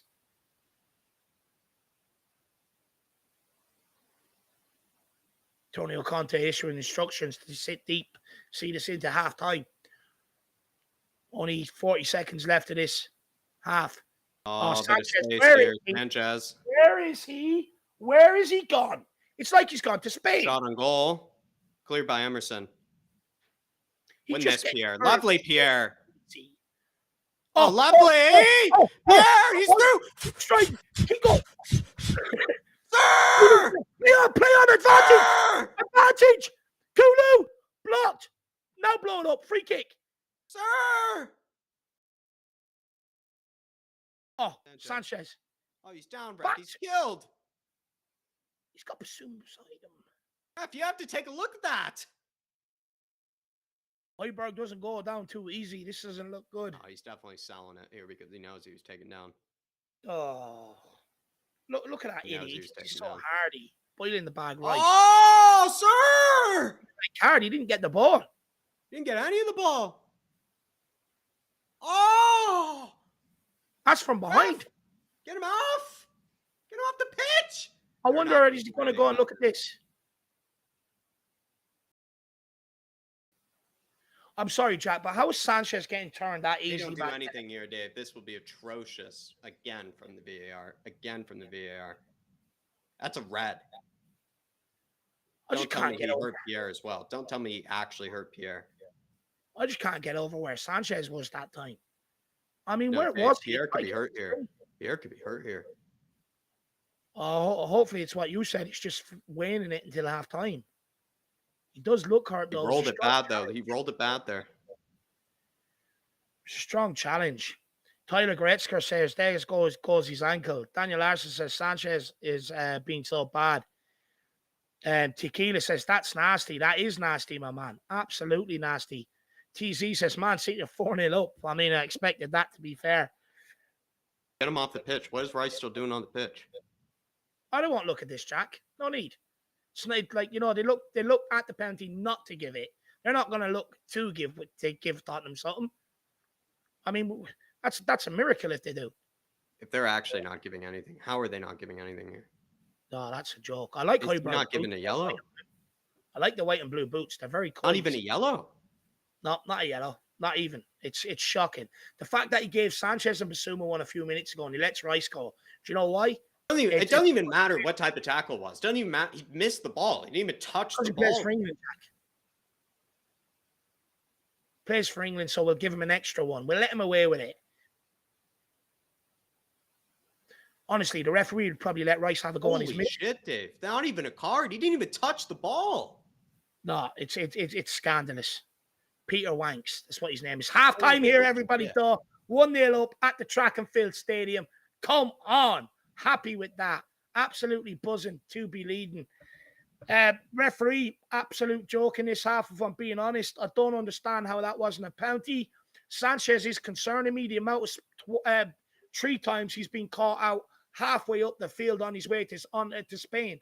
You know what I mean? And they've just got in behind him. That is something we need to keep an eye on. I think Højbjerg has been absolutely exceptional in that midfield, Jack, today. Gorgeous in the midfield. I thought Dave absolutely right. He's been absolutely gorgeous. But let's get to the chat, see what the Harris Army has to say. Hopefully the Godfather as well as Nick come in here and see what they have to say. But just making sure I didn't miss any super chats there for a second. But it is Dark Sun G saying Newcastle 1-0 to Liverpool. Oh yeah, come on, you Spurs. Let's win today. Liverpool, the more they drop points and the more we keep grabbing points here, it'd be interesting to see if we close that gap on that Dark Sun G. Puts us third, right, if we win and they lose. Absolutely. But big up, Dark Sun G. Big up, my man. I really do appreciate it. But people saying, bring on Nick. They're waiting for the Godfather. They're waiting for the people, Dave. But we got, there he is looking on my screen now. We got Nick in the house. We're going to bring him in here in just a second here. Just have to wait on me now. But Dave, my initial thoughts on the game is I know we probably have looked perhaps a bit shaky at times defensively, but I must be honest, this is a much better game from us all around. I think the midfield has looked classy, especially Pierre. I think the wingbacks have been much better this game and getting involved as well. I'm seeing Kane, Kulusevski, and Son all get good touches, all get good moments. The only thing I would say, the only negative is perhaps is just the center backs are a bit poor in possession. But apart from that, I think it's been pretty decent performance. Look, I think we've looked good. I think we've controlled a lot of the game. I think, like you said, I think we've looked good going forward. We look like we have that cutting edge and we can score any given moment going forward. I think Perisic has been a highlight one side. Emerson has worked hard the other side at times. He's done great work, but letting himself down with a sloppy pass, but he's been good. I think the midfield has been absolutely exceptional on and off the ball. I think they're getting a good grip in there. I think Basuma hasn't helped himself by picking up that stupid yellow card for throwing the ball away. At times gave away a couple of bits of possession twice in 2 minutes, switching off a little, but he's looked really good. That back line is concerning me a little though, Jack, because although we've dominated the game, we've just handed up West Ham complete easy chances. They haven't had to work for them. They've just been handed to them. Sanchez has been caught out of position up in midfield 3 times in that half, and they've exploited it. Antonio already hit the post. The warning cycle was there, and then Sanchez goes, you know what, I've been warned, but let's go and do it again anyway. You know what I mean? It's just, Jesus Christ. It's like, learn your lesson. But I think at times we've been poor and slow on the ball out from the back. But anytime Højbjerg and Bentancur get straight on it and move it forward, we look dangerous. we look good. And more of that the second half. And what I'll say to people is, because I do need to go for a quick whittle, so I'll let Nick in. But we always look good in the second half. The second half has been the strongest halves the last few games. And at the end of the day, it's about getting out with points, beat these bubble enthusiasts today, beat Fulham at the weekend, and then roll on Champions League and Man City. I'll be back in 2 minutes. Big up, Dave. Absolutely. Nick, you're live. You're here with us. Not sure how much of the game you're able to catch, but we have looked actually pretty spicy this game. What are your thoughts? I'm going to have a limited amount of insight, man, because I only came in about 30 minutes, but I was listening to you guys, and it sure sounded like we had a hell of a lot of positive possession, man. Especially through the first 20 minutes. Son looks two things. Son and Kane look much sharper than they have, both of them. Kane has some nice one flip passes that are actually finding the people that he's looking for. So, I mean, that's huge right there. And was it even an own goal? Because I saw the goal. It looked like it tipped off of Sonny's foot last. Kind of like the Aston Villa game last season where I thought it went off Lucas. Maybe it went off Matt Boom. They just replayed it. It takes a tip. It takes a tip off Son's foot right after it hits what's his ass's foot. So my main takeaway so far from this half, West Ham are crap. Defensively, very vulnerable. I don't know why I should be surprised. They're giving us so much space, it feels like, despite sitting back. I feel like they're just easy to play through right now. The only concern I have right now is that we're only 1-0 up, because Dave was concerned, we haven't got enough shots on goal. But I'm like, I feel like, we've had you, like you said, you were listening to us, really positive possession, able to get, into good areas, break the lines of the midfield. We just weren't able to play that final pass or get that final touch to put ourselves in a good position. I mean, they did nearly score with that Antonio goal there, which could have been which I didn't see. A huge goal against the run of play. Yeah, which I didn't get to see firsthand. I just heard about it. But if it's coming, it's going to come through him. If anything's going to happen, it's going to go through him. So as far as Basuma goes, he looks like a guy who's got a hell of a lot of quality, but he's just not ready yet. It's like he's almost there, but he's not fully, he's not confident enough in what's going on with the players. That's a little bit worrying, because this is a professional Premier League midfielder who's, he's been around the block. He's looked really good to me, though. In the beginning, he's had some exceptional passes. He's able to turn so efficiently. He receives it on the half turns so efficiently in certain moments. But I know what you mean, where it's been just weirdly inconsistent. Like one moment of brilliance, the next moment you're like, oh, that's a bit sketchy there from the players. So I know exactly what you're saying. We're about to bring on Wes the King here, because I guess the Godfather, hasn't gotten back to me yet. So we're going to go with, the Godfather's out calling bingo numbers. Of course he is. I mean, what else would a Godfather be doing, Dave? What else? If you can't get the Godfather, you got to bring in the consigliere, and that's Wes right there. While you're bringing in Wes, although we've had a lot of possession, we are not creating maybe the amount of chances that our possession is reflecting, because a lot of the possession has been Dyer to Sanchez to Davies to Dyer to Sanchez. That's got to improve. I know we're 1-0 up, and you might see a lot more of the same in the second half, because the onus isn't on us to go and break teams down. But before we got our goal, that's too sloppy. It's not quick enough. It's got to be one touch, boom. As soon as it gets into Højbjerg and Basuma, it's got most of the time, it's either going out sideways with a bit of forward momentum on it, or else it's going into the forward line. And that's what we need to keep doing. We can't keep doing this sideways. We've seen it against Roma. We got caught out. Look, it's a good start. We're 1-0 up. We just got to keep doing what we're doing, and that defense has to get their head into the game. Definitely. And Wes, good to have you in here. What are your thoughts on this game? Any conclusions? Any initial thoughts here? How much? What can you give us? What are you thinking about right now? I think the team is playing a little too safe. We're playing a little slow, a little methodical. We're not passing. We're not passing fast enough. We're looking, but Basuma looks a little shaken after that yellow card. I guess he's scared because he got the first yellow card, so he's now a little bit more allegiant from doing any more hard tackles or playing like he usually plays.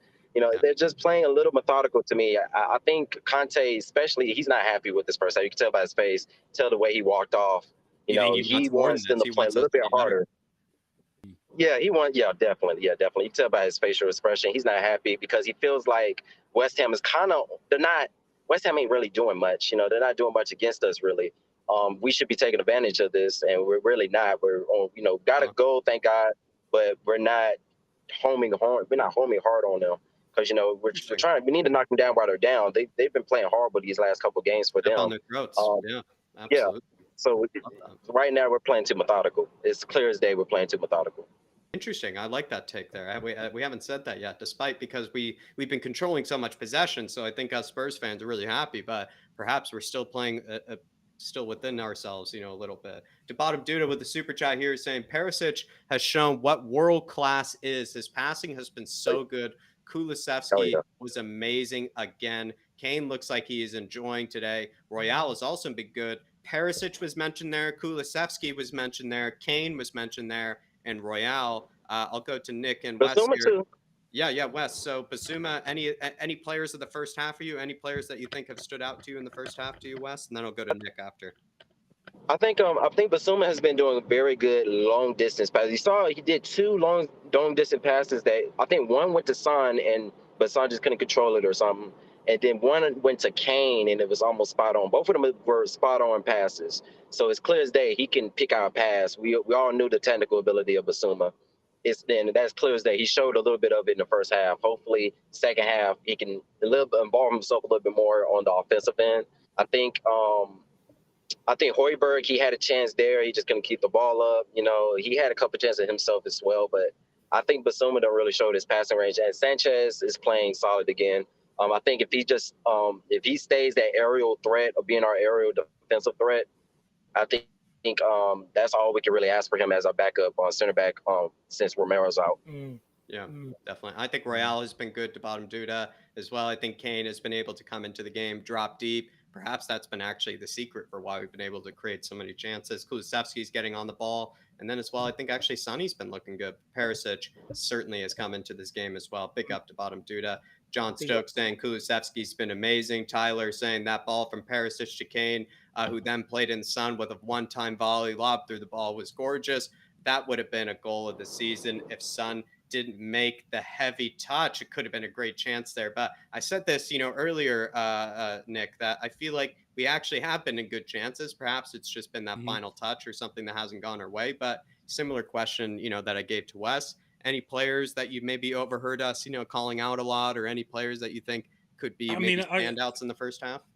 I'm singing with the choir, man. One of the few notes I got to put down is that Perisic, he's just a cut above, and he elevates everybody else's game around him. And it looks like it's interesting to see that Davies is kind of learning how to play with him, learning where he's going to be, because he instantaneously, if there's a position shift in the field, Perisic moves immediately and he puts himself in another position. So Davies has to be aware of that. He has to be alert. If he's making that forward run and then Son's cutting further narrower, Davies has to know what that is. And I think the past couple of games he's been a little bit slow with that. You talk about Kulu, man. The weight room is what he's all about, it seems like, man. It's like as soon as he receives the ball, he's already ready to start throwing shoulders. He's anticipating the people, even though they're a couple feet away from him, and he just wants to take them down first and then run for it. You got to love that, every minute of it, man. Absolutely. And then I'm really happy to see, Kane looks like he's ready for this right now. He wants his goal too, man. He wants his goal. His passing has been a hell of a lot better. I think that we all know, and I hope that he gets back on the pitch just to show that he's okay. But is this dude back here, man? And you know what? I never hear this song anymore, but the Pierre Milhoy, I let you shag my wife. That's Ellie's song. Come on now. That's Ellie's song. He's very, very good, man. It's like, he eats up the criticism. He's like, give it to me. I'm gonna work harder. So his passing has been a hell of a lot better, and he's making himself more present. Which I think he really needs to do because he's playing with a new partner. I agree. Arnie times today. Arnie Anderson was asking in the chat, is Harry Kane man of the match for the first half? Look, me personally, I would actually give it to Pierre-Emile Højbjerg. I think he's been brilliant in midfield. I think he's probably been our best player on the pitch in that first half. But I would say everything that's got into Kane, it's stuck. He's managed to control it, get turned, play people in behind, and to make look, even when Kulusevski got that ball, Kane, if most strikers would have just headed for the penalty area, but the fact that Kane had the nous to envision the 2-on-1 and make that run on the outside of Kulu, and Kulu perfect time pass, I think it's been brilliant. By the way, I think Kulusevski has been good. A winning runner in behind. A lot of what's come to him is stuck. I think Son has looked a bit sharper today, but Perisic for me, I absolutely love him. I mean, as soon as he gets the ball, it's always forward thinking, straight at Kufal. And for me, that's where the next goal is going to come from. He has skipped him every time he's got at that guy, and he's got to keep doing it. Just keep running at Kufal. What I'd like to see him do for once is he keeps going on the left-hand side, putting the cross in, which I'm not complaining about. I want to see him nicking on that right on Ben one in. It's there. The opportunity is there for that to happen. So I'm pleased with the first half. I just want to see us be a bit more penetrative in possession in this next half. What are your thoughts? I agree as well. Yeah, I agree as well. Perisic, I love the way he crosses the ball. His technique. He crosses the ball right at the tip of his toe, almost on his boot. Yeah. It's like it's so pretty. Like it's automatic every single time. It's almost like when you saw David Beckham hitting his crosses on the right side. It's like very similar. So I love his technique and how he does crosses. It's like world class. It's clear he oozes with talent, and it's clear. It's like you can tell the difference between him and Session by a mile, pretty much. And that's not no shout to Session, because Session's still a growing player. But it's clear as day, Perisic, he has the quality, especially technical ability to play that left wing back that we need. Now, I agree that he may need to cut inside a couple times, especially on this particular defender that's on him. Because I think he can cause some damage probably a little bit on the left side as well. Definitely. Well, we're about to kick off, lads. Appreciate you, Nick and Wes, for coming on here, especially you, Wes, making that kind of emergency, sub, that emergency sub that we basically brought in, almost like bringing in Richarlison, I must say, Wes, but appreciate you both coming in. Any final words, Wes and Nick, before we let you go, before we get kicked off here? Maybe you guys can talk about it in a minute, but I would like to know if you guys keep Basuma on since he's on the yellow. Do you bring in Skip, or do you leave Basuma on to get as much time as possible with Højbjerg? But talk amongst yourselves. I appreciate that. Big up, Nick. Big up, Wes. Wes, any final words before we let you go, brother? Let's finish this out. Let's get a 1 or 2. I say I want 2 more goals, to be honest with you. I want this to be 3-0, because I feel like we can really, if we just push the pressure on them, we can get this game and we can finish this game out in the right way. 100%. Couldn't agree more. Appreciate you, Wes. Pick yourself up, my man. And we are on the way here in the second half. West Ham have us pinned deep. It's a good switch by Kurt Zuma. He must have thought that was the cat he was kicking. Hello, Kitty. It's a ball in by who's that over that side? Kufal. Harry Kane wins that again. Love it. Perisic, go long. Can he play? Oh, it's a beautiful weight on that pass to Sonny. Well, hello, ref, sir. All right, Dave. I didn't get a chance to hit the jack, so I'll just be back in just a second. No worries. Surely that's got to be a Tottenham free kick. If anything, it's Tottenham throw. We'll take that. Basuma keeping possession. I think West Ham look like they're trying to maybe put a bit more pressure on us this half. Dyer on the ball. Let's see what we can do. I'll just answer what Nick was saying. I do think you might well actually see Skip come in for Basuma at some stage on the yellow. Look, for me, with Skip's injury problems, I probably would actually leave it till about 75 minutes if possible. That's what I would be doing. But Tottenham are on the attack here. Perisic has gone back to Ben Davies. Just as I say that, it's gone to Moon Boots. Højbjerg, he looks like he's carrying that knock, guys. It does not look good. It does look like but he's on the ball here. He could have went out to Emerson. He's gone back to Sanchez, but he is not moving too freely. Look at him. He doesn't even want the football. This is concerning. He's telling them to put it out. I think this could be the end of Pierre-Emile Højbjerg's game. He's shaking his head, guys. This is not looking good. I think that's the end of Højbjerg's game, and Conte doesn't look too best impressed either. Kulusevski and Basuma with their hands around him. Højbjerg looks disappointed, but he will not be continuing. All the Spurs players are over. Perisic is coming in, whispering into Højbjerg's ear. I wonder, is he telling him to go down? It looks like Skippy is warming up here, and it looks like, oh no, Papa Matt, Sarr and Skip. The two of them are warming up here. None of them have been called yet, but it does look like Papa Matt Sarr's been given one of them energy things, so it could be him coming in. Jack Højbjerg's game is over. Yeah, Dave just got back. I've been hearing you the whole time. That's a heartbreak for us. He's been probably the best midfielder of the half. I would say one of the second or third best players of that first half as well. I thought Pierre he's been exceptional. This is a shame. Højbjerg having a go at the assistant referee for not even Declan Rice getting anything. Jack, Terry Wright or Mark wants to know. Again, Dave. Like, how is Declan Rice still on the pitch here? Yeah, no, I do not understand. Oh, sorry, lads. I left too early for the clock. I guess I didn't go. Is there any way we could get it back up, no? To speed, no? Yeah, I'm putting it back okay, great job. There you are, Marco. Jacko's on it for you, my man. Højbjerg's still on there, though, at the minute. Let's see what happens. Bissouma on the ball. Back to Davies, back to Bissouma, back to Dyer. Højbjerg, he's going to have to come off. He doesn't want it. I don't blame him. Oh, what a tackle by Bissouma, though. Leaves one. How's that a free kick? Love it. He wins the ball and catches Soucek at once. That's a tackle, but he's got to be careful. He's on a yellow. Last thing you want is the two of them having to be taken off here. Oh, he's got the ball. What's the problem? What's he giving a West Ham free kick for? It's soft. Oh, Kulu. He's in behind here. What can he do? He's facing up Cresswell. Pulls it back. Yes! Oh! Corner kick to Tottenham. It wasn't even Sonny that got connection. It was good defending. What play by Kulu, though? Makes the block and just look at that. He's like Roadrunner. Who said this guy doesn't have pace? Outdoes Cresswell. Puts in a lovely cross. Pulls it back. Good defending by Soucek. Very good defending. Sonny had a tap in, really.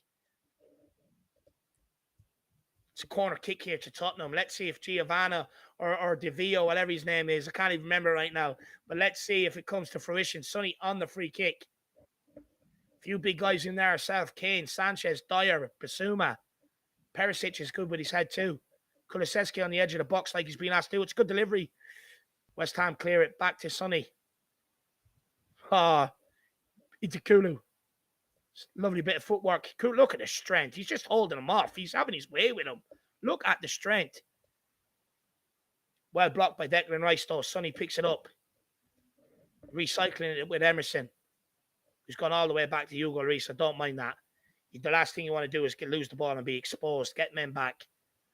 Emerson. Sanchez straight away. Even Emerson's throwing his hands up. What are you giving back to Hugo for? Oh. Chris Benoit says, not Højbjerg. Tavar says Højbjerg is a loss. Yeah, it is. It's quite sad. It is quite sad. We're going to blame Nick for putting the curse on that, by the way, because, you mentioned changing midfielders. So we're blaming Nick for that one. Scoreboard is fixed, everybody. Apologies about that. Thank you for letting me Kane, know. He's in behind here. He's got Karzuma all over him. He's getting handled. Penalty. He's all over him. Kane. He's fucking all over him. Referee's got to blow up there. Bissouma to Kane. Good pass by Bissouma. Harry's enjoying this. Declan Rice takes it off him, though. And he gives away the ball with the pressure that's on him. Højbjerg picks it up. Just gives it off to Bissouma. His game is over. Kulu into Emerson. Oh, Emerson, look at the space. Drive. Oh, sir! It's a good tackle. Emerson, look at that. Chomping at the bit to get back. Love that. Love that, Emerson. Declan Rice on the ball here for West Ham. Out to Kerr. Kerr to Kufal. Tottenham just happy to let them pass it around the back. Happy with that as well. We don't need to go out after it. Cresswell. Benrahma to Soucek. All this possession and they can't even get forward with it. They're a joke. Bowen. Back to Rice. Højbjerg looks like he's on his toes there, though. Could he be recovering? Or is he just going through the pain for the team? I think he's not in it, Dave. He's off. He has to be off. Yeah, it looks like he could be recovering here a little. I live in hope, Jacko. How's Pierre? Clears it. Looks like we're happy just to give back to Bissouma. That's it, Kane. That's it, Kane. Good pressing.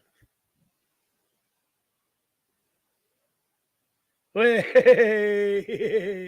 Rahman puts it out for a throw and under no pressure whatsoever. Absolutely wet himself. He's got a broken boot. Oh, broken boot. Is that from Rice as well, sir? I mean, you gave him 12 minutes for the VAR. Give him a new boot, ref. You just don't want to help Højbjerg out here altogether. Oh, what is he doing there? Kane is bullying Suma. Well done. Well on MSN. We're just out muscling them all over the pitch. Go down, Højbjerg. Get a spare boot on. That's what I'm talking about. Where's the kit man, Dave? He's probably in the dressing room. Oh, he's not instructing him to go off, is he? Oh, my Lord. This ref. What's wrong with him? I've never seen a ref show so much urgency. And So Dave, focused. it's getting a bit pathetic here, Dave. I mean, he's not really making it very. Dave. He's not really hiding, where he lies here. It's a joke. I feel like he's not hiding it. He just clearly knows. Like you said, Dave, it felt like, he was just hanging out in East London last night, hanging out with a few, few of the Iron fans, Dave. They even saw him blowing bubbles, actually, even last night as well, Dave. Just seems like, he's not even hiding, his allegiance. So the referee knows he's ready to come on. He's just instructing him to stand on the sideline. Honestly, could this referee, Jack, can you see that burgundy jersey underneath that referee top? I don't even get it anymore. I mean, I've seen I actually think at one stage, Dave, he was reaching for his whistle and he pulled out a bubble blow stick, actually, instead. What is that by Hugo? Fucking hell. We don't need to start this stupid shit in possession now. We've just not had possession for 10 minutes and he does that. And that's why. No. 1-1. Thank you, fucking Hugo Lloris. Absolute idiot. Jesus Christ. And this is what I get concerned about. We're 1-0 up and we start taking our time in possession. That is all on Hugo for his dog shit pass out from the back. Why? Let me see if any defenders could have done any better here as well. Fucking hell. There's just no need for that. It's mind-blowing stupid shit on the ball that does not need to fucking happen. We're controlling this game. Don't start now, Hugo. That's your fault. Wake up, you imbecile. And all the players switched off. Eric Dyer absolutely turned here. Basuma doesn't even know where Soucek is. Shocking. It's absolutely shit. That's all by Hugo, by the way. He's got to do better in. Jack, why was it Hugo? Why can't he just pass the ball? Why do we do that? Why can't we he didn't just deserve pass? that, LC. I don't think we did deserve that. We just did that to ourselves. I mean, we didn't deserve it, but we decided to do it to ourselves. Which is exactly what I said at halftime. If we switch off, we're causing our own problems. And we've just done it. We've just done it. Why do we just do that, Dave? There's no reason. It's just a gift. It simply is a gift. It's against the run of play. They are the team they are the definition of against the run of play. But it's our own doing. That's what annoys me. It's this switching off, getting comfortable shit. Hugo Lloris sitting there, we won up, nonchalant, can't make a pass. 10 years today, and he does that. And Sanchez just gives away the ball. Here we go.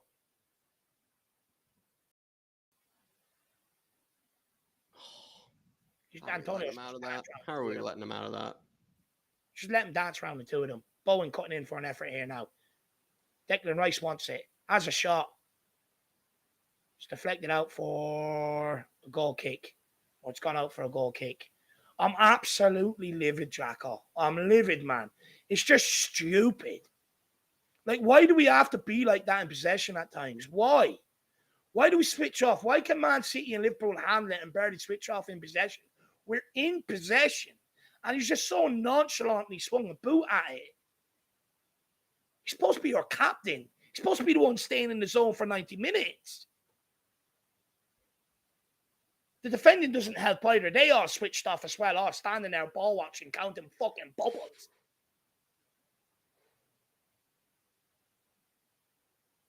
And if I see them passing it between each other for the next 20 minutes, I'm going to scream at that back line.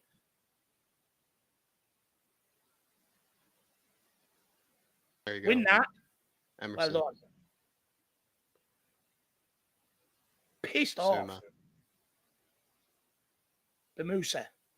Good pass into Harry Kane. To Perisic. Back to Bissouma. Into Pierre. Out to Sanchez. To Kulu. And like, why I get worried is because the amount of possession we had in the first half and create fuck all, and then we gift them a goal. Yeah. It's concerning that. I mean, you may as well, he had time to ask him, do you want it in a ribbon or do you want it wrapped? It's like fucking hell. Bissouma, good pass into Sonny. We need him to wake up a little bit this half. Yeah, he had a good first half, but we need him to wake up now. You're right. Out to Sanchez. Once again, we're looking at the 4 players to bail out the fucking backline and the goalkeeper. We're in such a good position there, Dave. Just all you had to do is just stay tight. Don't concede in the first 60. Killing yourself. Ben Davies down the left. Can't get it across. Of course, he still wants to go backwards. This time he gets it in. Harry Kane wins it. It's blocked. It's cleared. Well done, Dyer. She gets so angry. She's so annoying. Stupid. Cool. Gets chopped down by Fornals.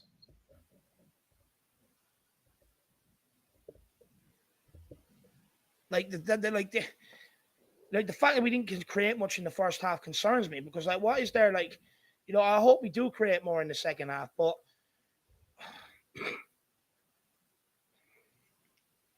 Perisic. Oh, no one there. Well done, Dyer. Well mopped up.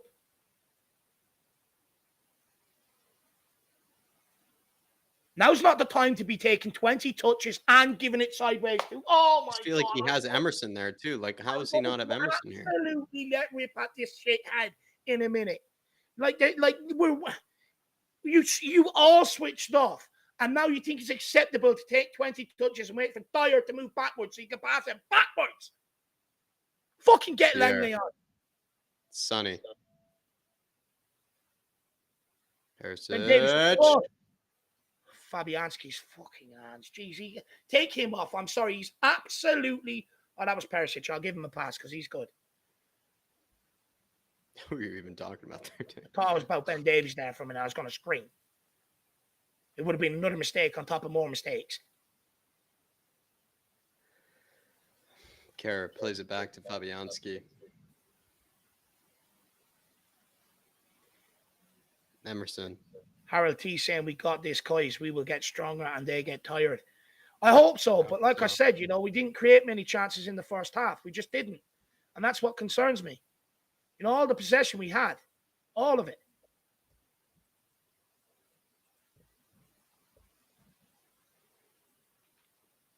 Well won. I'd say Emerson. It's a high boot there, F. No? I'll take the throw in, though.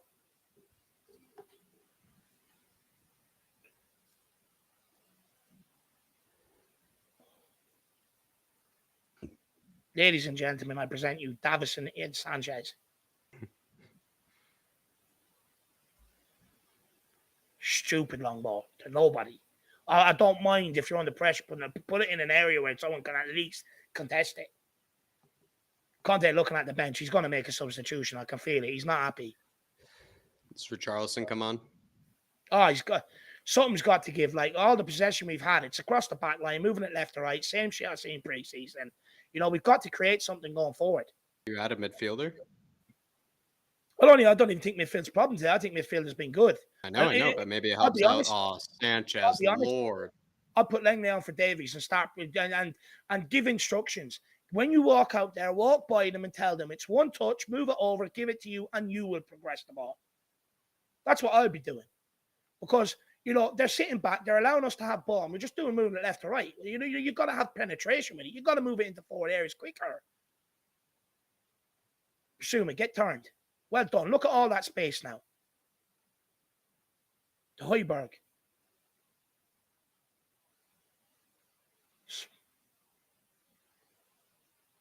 Ben Davies, just give it to Perisic, please. Thank you. Good ball by Perisic. Back to bit. Pull it back. Oh. Corner kick. It's good play by Tottenham. Perisic in behind for Davies. Davies tries to pull it back. Cresswell with the block, and it goes out for a Tottenham corner. Come on, let's get a good set piece in here. Let's attack this. It's good football. That's better. I wasn't even blocked by anybody. It was blocked by Kurt Zouma. Pulled back into the dangerous area, but it was actually a good pullback by Ben. Sonny on the corner. Come on, good delivery.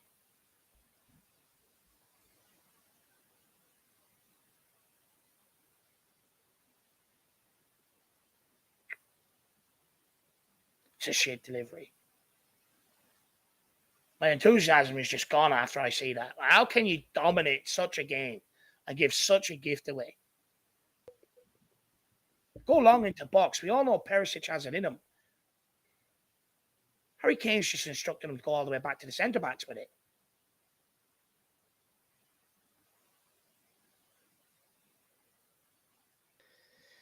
Moon boots. Højbjerg. Paqueta warming up for West Ham. Looks like he's about to come on.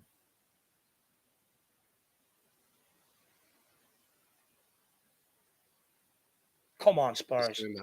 Nice in a deep position here. West Ham just sitting 2 banks of 4. Someone's got to start making runs in behind. If they're going to sit 2 banks of 4, you've got to start going in behind them, start pulling them away. Dyer needed 10 touches to do that for Bissouma. Boggles my mind. Bissouma. Behind then Ben Davies. Can't even put it to him. It's behind them. Back to Dyer. Into Bissouma. Get fucking turned, please. I'm going to scream. Pissed off. Got time here, Bissouma. Got time. God, they really are sitting deep here. Højbjerg. With the ball in behind. Oh, great pass. Game. Kulusevski. Emerson. Back post. Bissouma. Højbjerg.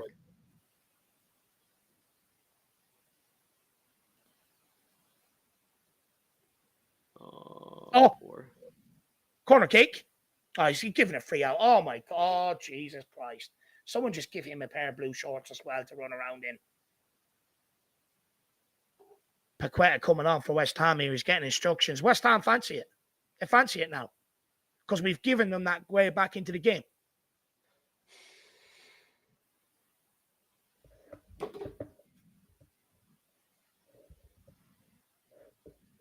It's a piss take. Let's see what the comments are saying, why they're taking 20 minutes eyeing up Paqueta. We want to bring on our Brazilian, Dave. The Hotspur, the Spurs fans, says time for Richie. Jiu-Jitsu boys go 2-1 Spurs. Come on. I really hope so, my man. I really hope so. Harold T says, how is Højbjerg moving now? He's looking okay now, my man. He's looking okay now. Hopefully he can stay looking good. Højbjerg's been kind of the midfielder that's actually been picking them apart. Ah! We're gifting them away into the game. It's such a gift that we gave him, Dave. But like to sense it now. Like the fact is we had them right. And again. Oh, Hugo again. It was Hugo again. And again. I mean, like we can't even get control one back there. It's just embarrassing. Hugo's like, not a shocker. Hugo Lloris needs to fucking wake up. I get he's had nothing to do, but Jesus Christ. Fuck! He's pulling up De Gea. He's looking like De Gea out here. He not just wake up. He's already gifted him 1 goal. And he goes, I know. Let's just be nonchalant again. Let's take all the time in the world yet again and expect a different result. My God. Some of these players just don't have brain cells at times. Just don't have any brain cells.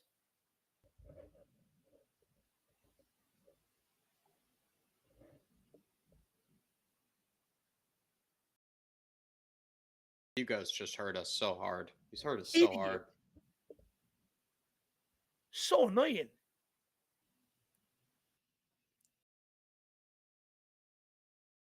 Lovely. Oh, lovely. Win this. Someone dig the ball out.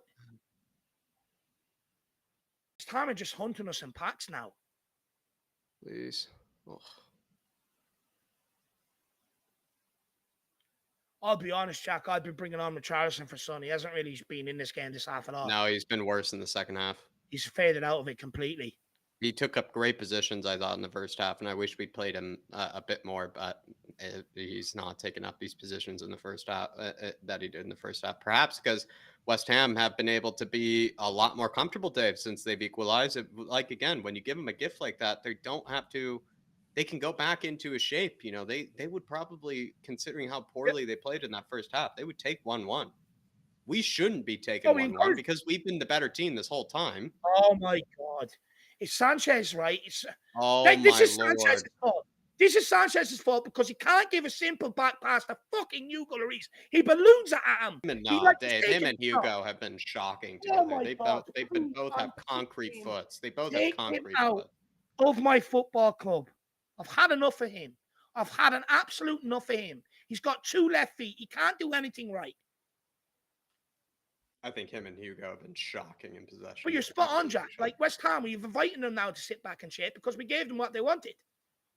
We gave them what they wanted, so just sit back now. They don't have to do anything. They're going to sit there and wait to counter us again. Where we had control of this game.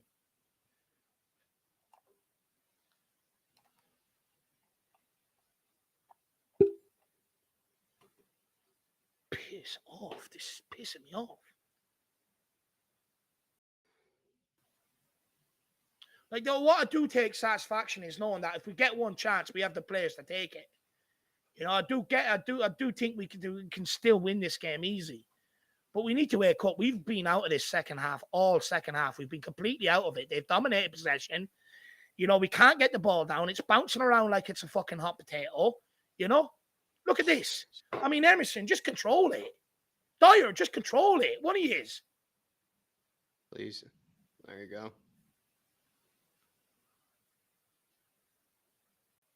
Emerson, now is not the time.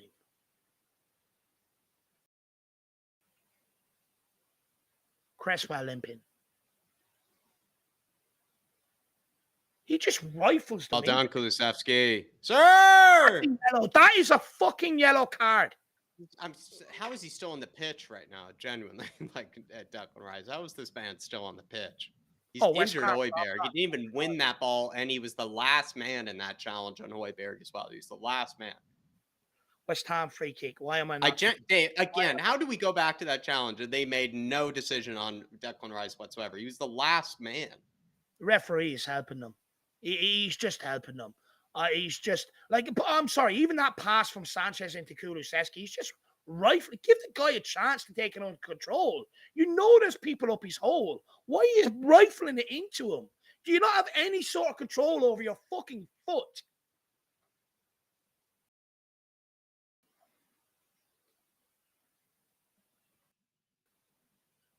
How Soucek still gets that by Ben Davies at the corner flag, I do not know. Defensively, we're atrocious this half.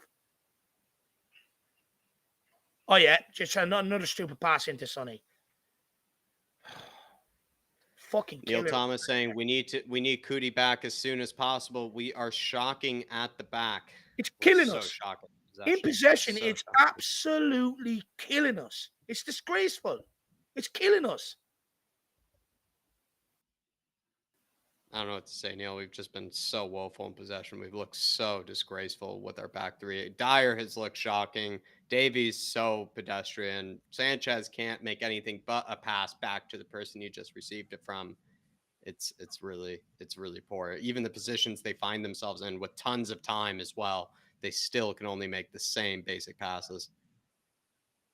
Exactly. Basic is the right word. Basic. Spot on. It's look at this. Like, it's the same thing. It's the same thing. Just keep doing it.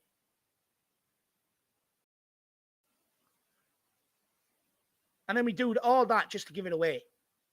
And give it away. Oh, well done. Oh, Sonny's in behind. He could be off there, though. I think he's off. Sonny? Facing them up. Go on. Oh, just over. Corner kick. Well done, Sonny. Now, can we keep possession in their half for a little while, please? Please. Oh, sorry. I'm not asking for much. I'm genuinely not asking for too much at all. Just 10 minutes on the ball like West Ham have been able to do.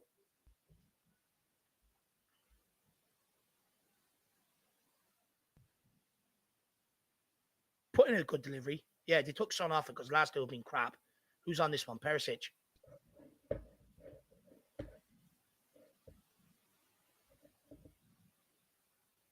bobbling around. Oh, the overhead! Oh, it's just gone wide. Davinson Sanchez. Of course it was Sanchez. And people are going to say he's had a good game now because of that. You watch. You watch. Oh, do you not remember that overhead? I mean, yeah, 1 second out of what, 90 minutes?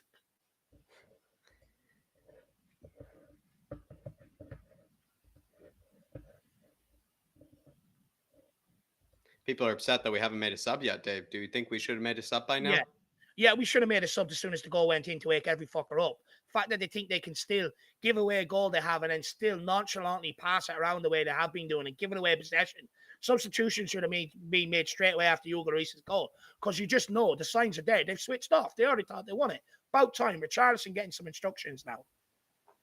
But Jack, it should have been done 15 minutes ago. It should have been done as soon as they scored to wake everybody up.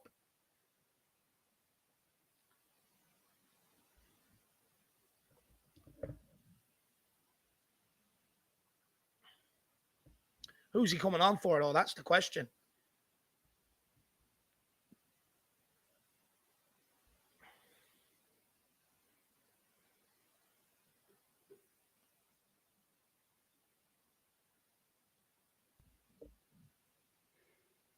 Well done, Kane. I feel sorry for him at times. The shit he has to deal with that's coming up top.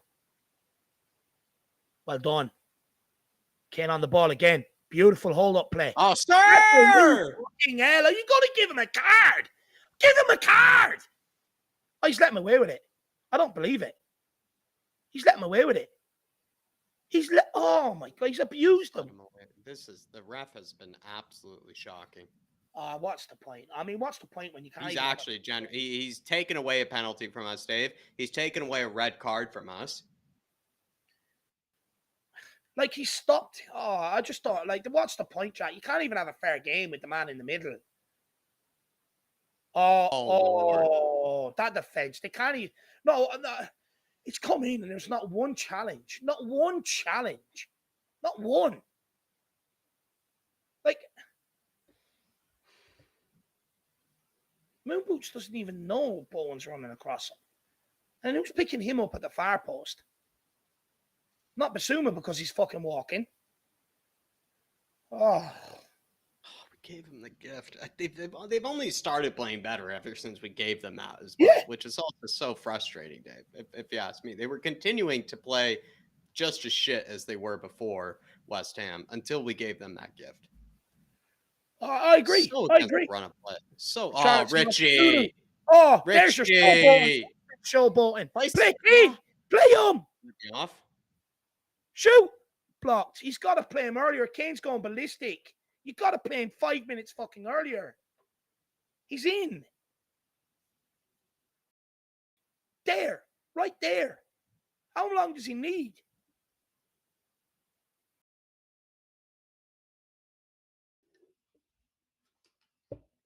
Sonny on the corner.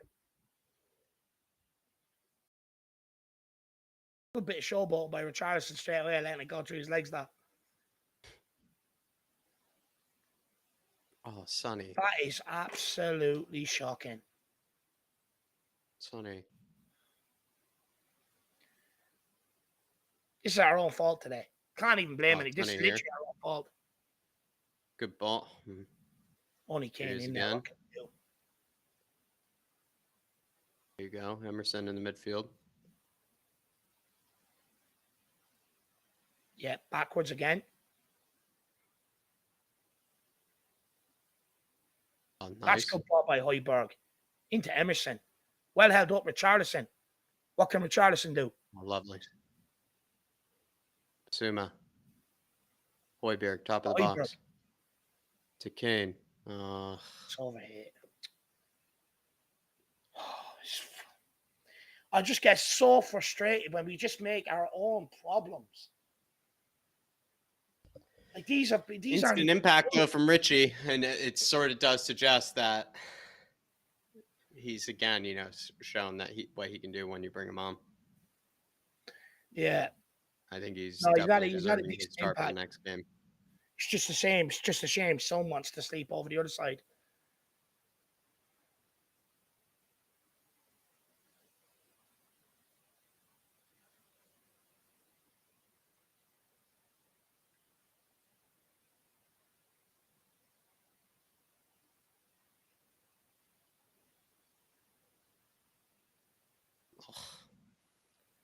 Where's that even to? Where's Ben Davies? Where's that even going to? He's just put it. He's just literally kicked it into an area. He hasn't even put it to anybody. He's lucky we got a throw in. I feel sorry for Lang. If I was Lang there, I'd be like, I'm just so much better on ball than all of them. Just please play me. No. Please. I'm begging you. Like, this has hurt my eyes watching this at times. I just don't like losing like this, Dave, or feels like a loss. It feels like a loss because we've gifted it to them. Yeah, Dave, that's what I was about to say. It just doesn't feel good this way. If they had scored a legit goal, I think we'd be upset, but they just didn't deserve it, West Ham. They just didn't deserve an equalizer at all. I think we'd probably be less upset oh, Lord. Hugo, I'm sorry, Dave. It's been like a 2 out of 10 from him, 1 out of 10. He's just been, Dave, he's just shaking. He's just been shaking.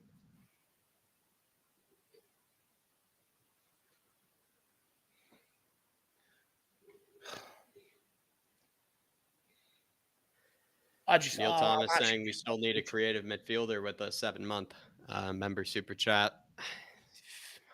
Dan James isn't going to solve the problems, I'll tell you that. I would definitely say a Malinowski certainly would be much more of a better option for us in this certain moment. But it really still is to me, Neil. It's the center backs and clearly Hugo, even in this game. They've been so poor at possession. So poor. The whole back line, all the way across. It's just hindered us all game. Harry Kane dropping deep. I like that. Perisic.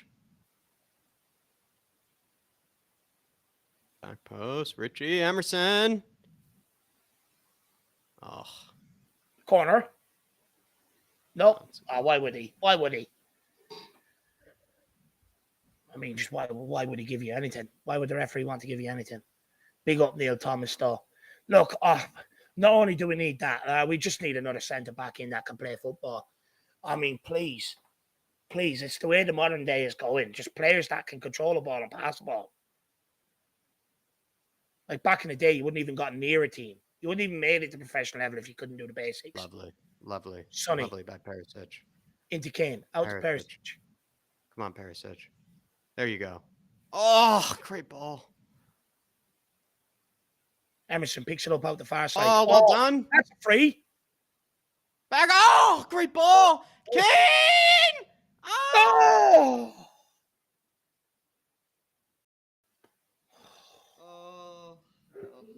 That was it. That was the chance. That was it. If he struck that well. He struck it a bit poorly there. Richarlison trying to dive her header it. I love that. That would have been glorious. That was the chance. We won't get another one. That was the chance. And I don't want to sound pessimistic, but it's just from what I've seen over the course of the game. I just don't see us creating another one. It doesn't feel like we're getting another goal here.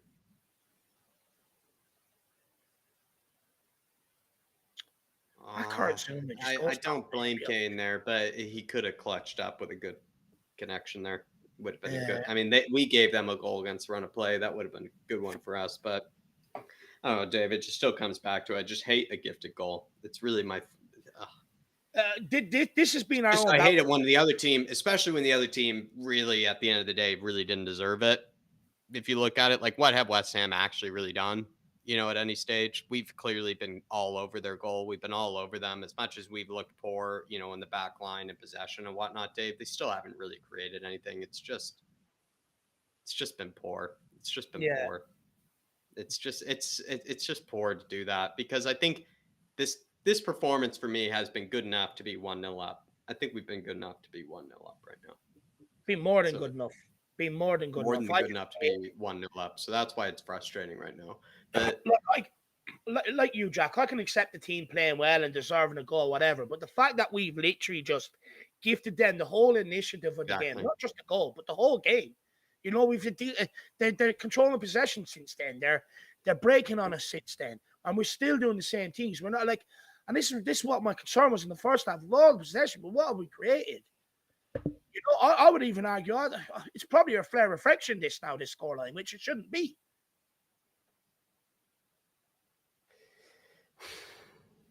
Yeah, it's just a gifted goal. West Ham, apart from, I guess, that chance that Antonio created for himself, he still created that chance, I think, completely for himself. I mean, West Ham did not deserve a goal.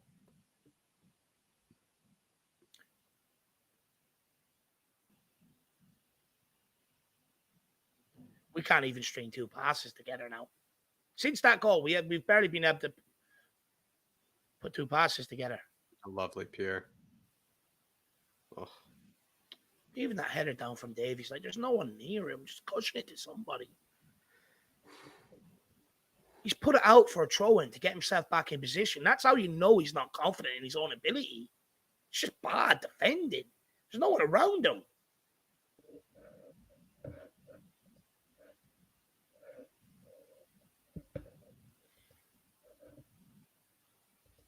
Fernandez coming off. Is that Lucas Paqueta coming on now? No, that's not Paqueta. He's already been on, Lucas Paqueta. Emerson Palmieri. That's the guy they signed, isn't it, from Chelsea?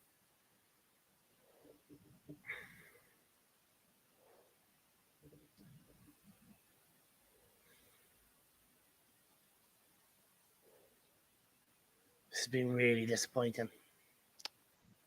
Very frustrated with Hugo.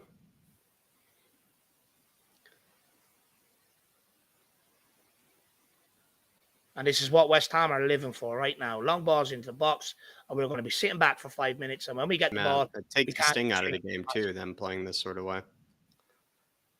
They're just lining up to cross it in now, look. There you go, another one in.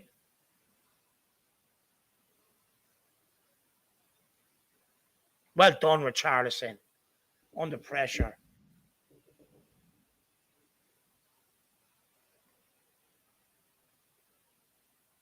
I'm just lost for words. I'm just angry.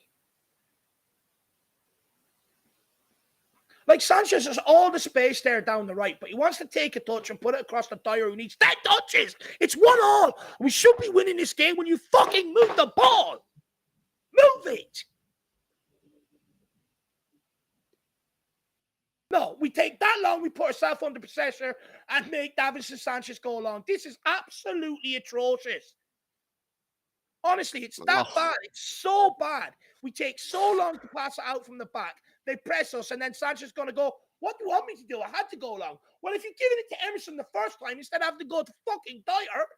Oh, Jesus. Do they realize they're in a fucking London derby? Do they realize it? 1-1. In their minds, they probably think we're 1-0 up. They're that stupid at times. Oh, he's won that as well.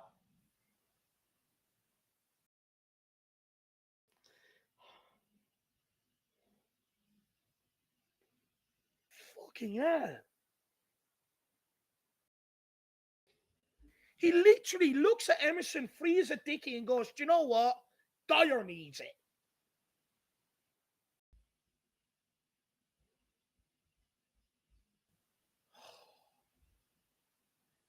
I'm just asking for the basics, just the simple basics of football.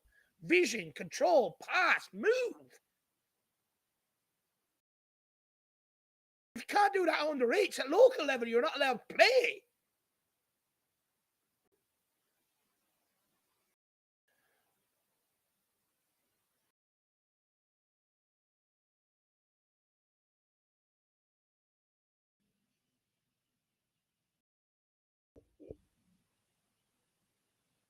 Oh, yeah, let's have another little discussion point before you take the free kick. But that time won't be added on. Fucking today, ref.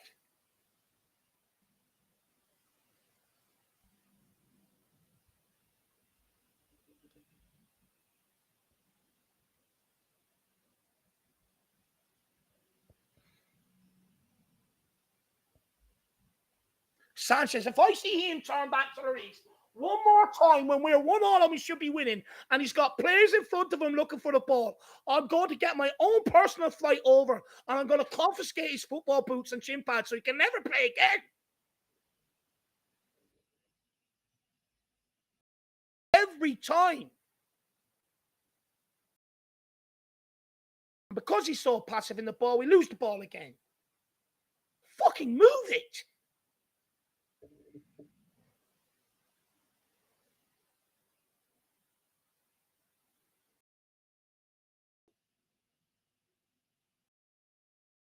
Lord.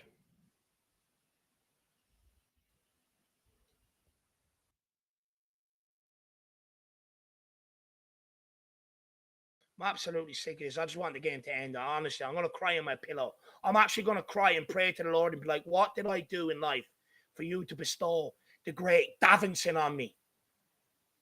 1-1, and every time he gets the ball, looks at Emerson and goes back to Larissa Dyer. It's just mind-boggling, baffling. Like, the guy probably thinks we're winning 1-0. That's the sad affair. You go to him after Davinson, we drew. What? Thought we were winning.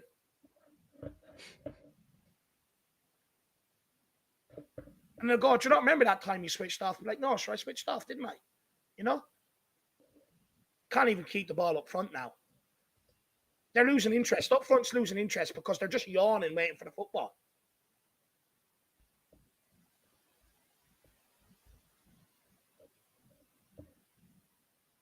Go on, Sonny.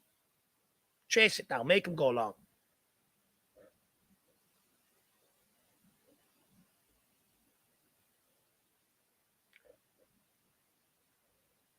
Finally!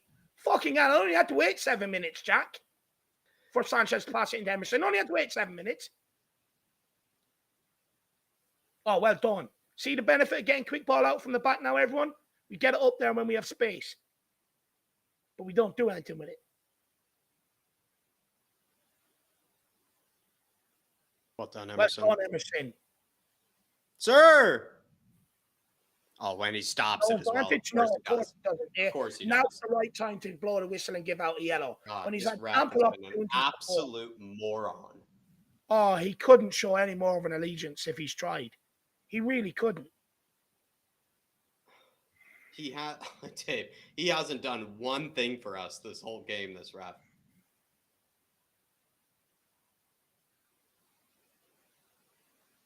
Like, he literally waits to 90 minutes. Like, every other time, he's no problem, play advantage, forget about the yellow. 90 minutes, like, give us the advantage. No, I'll blow it. Now I'll give you the yellow. It's absolutely, in fact, he should be demoted. He should be demoted to, like, behind the closed doors games. He should not be allowed. Oh, yeah, no bother. Yeah, come over. We'll have take your name. Yeah, what's your number? What's your wife's number? You know, what are you doing next Saturday? You know, have another conversation. Fucking hell. Just book him and move on. Jesus Christ. Jack, next he's about to ask for Charles. And what color is your hair?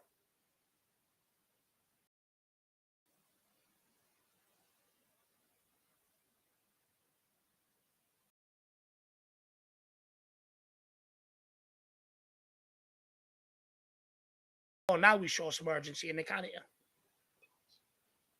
Jack, 91 plus 20 minutes. Now a bit of urgency. I mean, are we supposed to be appreciative of this? We're so weak-boned, though, as well, Dave. The moment that we give away that goal, we've just absolutely crumbled since then. Like, we continue to not realize that we've been the best team throughout this game. No matter, even if we've given the ball to West Ham countless times, we've still been the better team. That's how shit West Ham are. That's the part that's disappointing me, is that we could have just, despite giving away that goal, we could just continued to play the game that we've been. You know, we could continue to play how we were in the first half, but we didn't. We actually just crumbled. Just kind of grew. We just grew in a shell. We just grew a shell.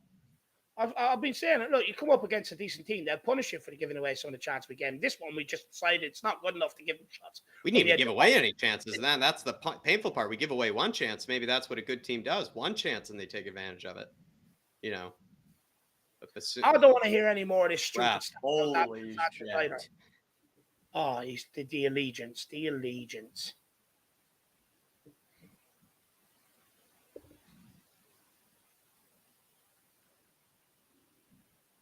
All right, look, the referee's standing over the football to stop him from taking it as well, by the way. Just take note of that as well, Jack. Fucking hell. He really does want to play this out for a draw, doesn't he? It's like he's been paid or the Premier League have told him, you know?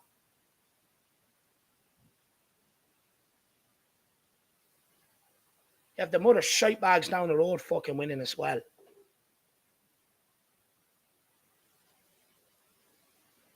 I'm upset today with this. Really upset. Just didn't do anything, West Ham, to deserve this. They didn't do anything. Holy Lord, Dyer. Holy Lord. God, the composure is so bad. The composure is just none. There's none.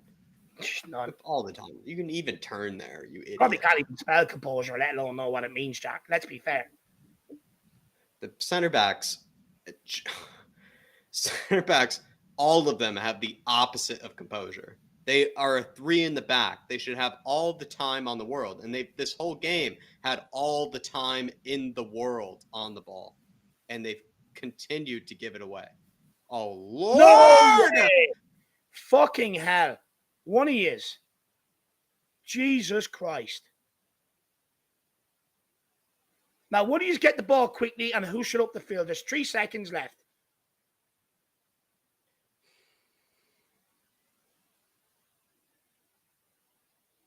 That's it. Davison Sanchez is a good game. He put in 1 block right at the end, Jack. Brilliant game. Man the match. How's that allowed to go across our box like that in the last seconds? Conte must be screaming. He's got to be screaming. He's got to be looking at that and saying, please, just get me a defender.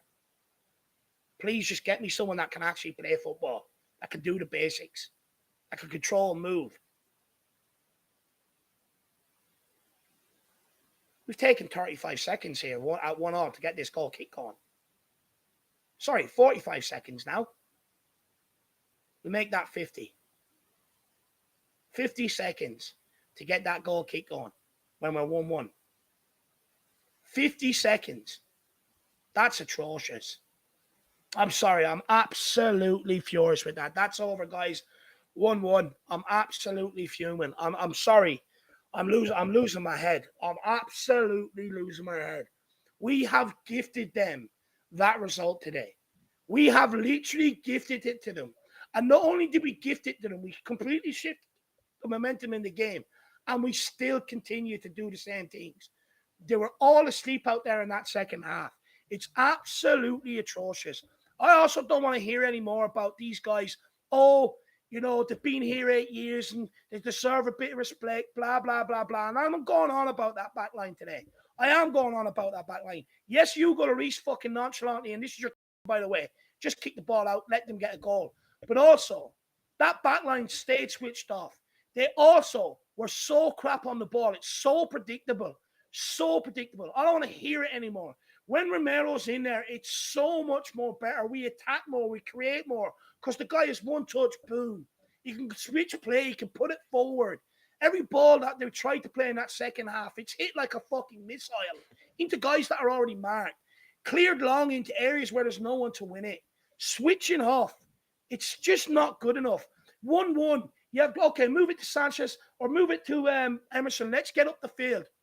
I know what I'll do. I'll just give it back to Dyer again. Get my stats up. You know, he's believing into this whole 7.5 hours clean sheets. He's believing into it now. It's absolutely ridiculous. I'm pissed off. I know people are going to say, Dave, 1-1 away at West Ham. It's a decent result. We haven't won there in the last 3 games, etc.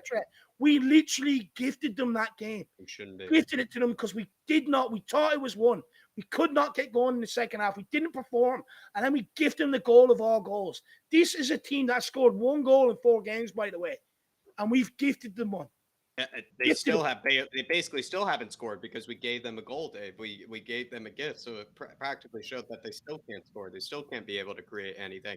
It felt like the only 2 chances they had were Antonio's and then that. Really, apart from that, I can't really recall any moments. Despite how shit we were in possession, as we both agree on, it still felt like they really couldn't actually create anything. That's how poor they were in my eyes. But we do have Nick here in the house. Nick, thoughts on that? You know, you were able to see the second half. I'll be honest, it was so much worse than the first half. And the part that made it the worst probably was that we gave them a chance to get back into it right away.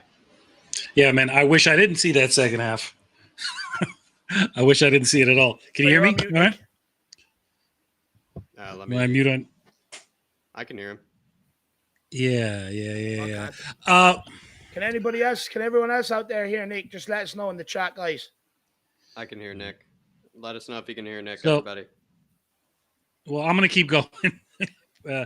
But yeah, man. You know what, man? I just we shut off again defensively, and as soon as that happened, all the good decision making, all the accurate passing that we were having right up until that point just went right out the freaking window, man. And you know, I can't say too much bad about Dyer, but Davies and Sanchez just had absolute shocking games, man. And it comes down to the decision making, just where they're putting the balls, man. It's like there is no direction. And then, oh my god! So here's the thing that I took from it is that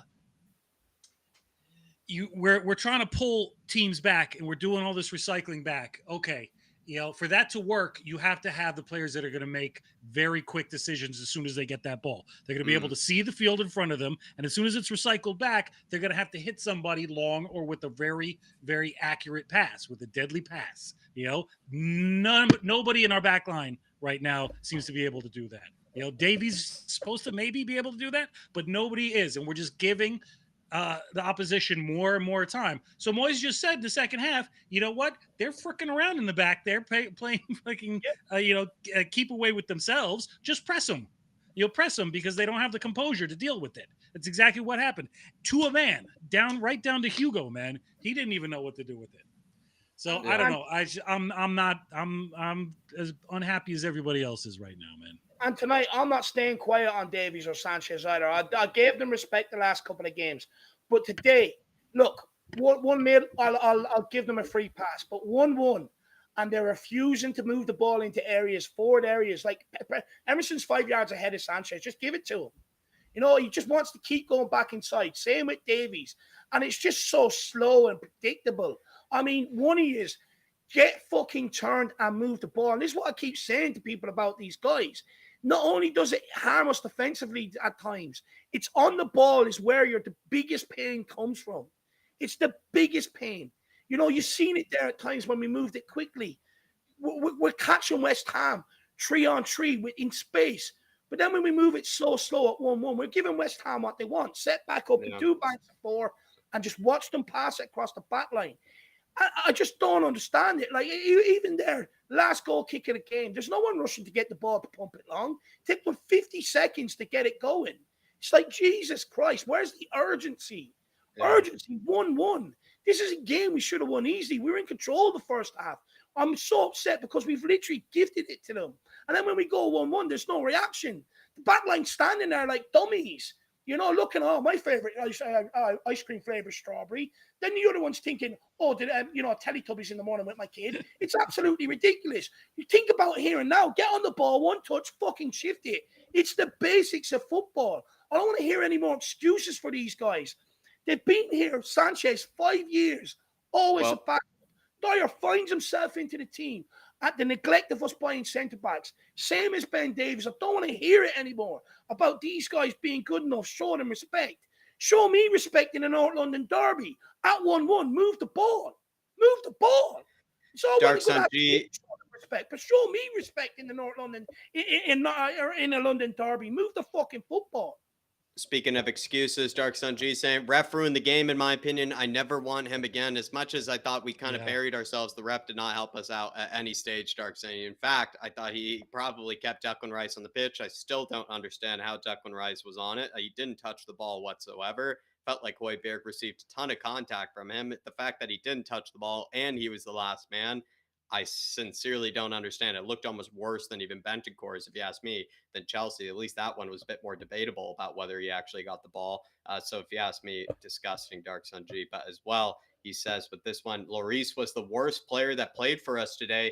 Basically gave them that chance to come back into the game. And we even said at one stage during the watch along, Dark Sun G, that they are a team that loves a goal against the run of play.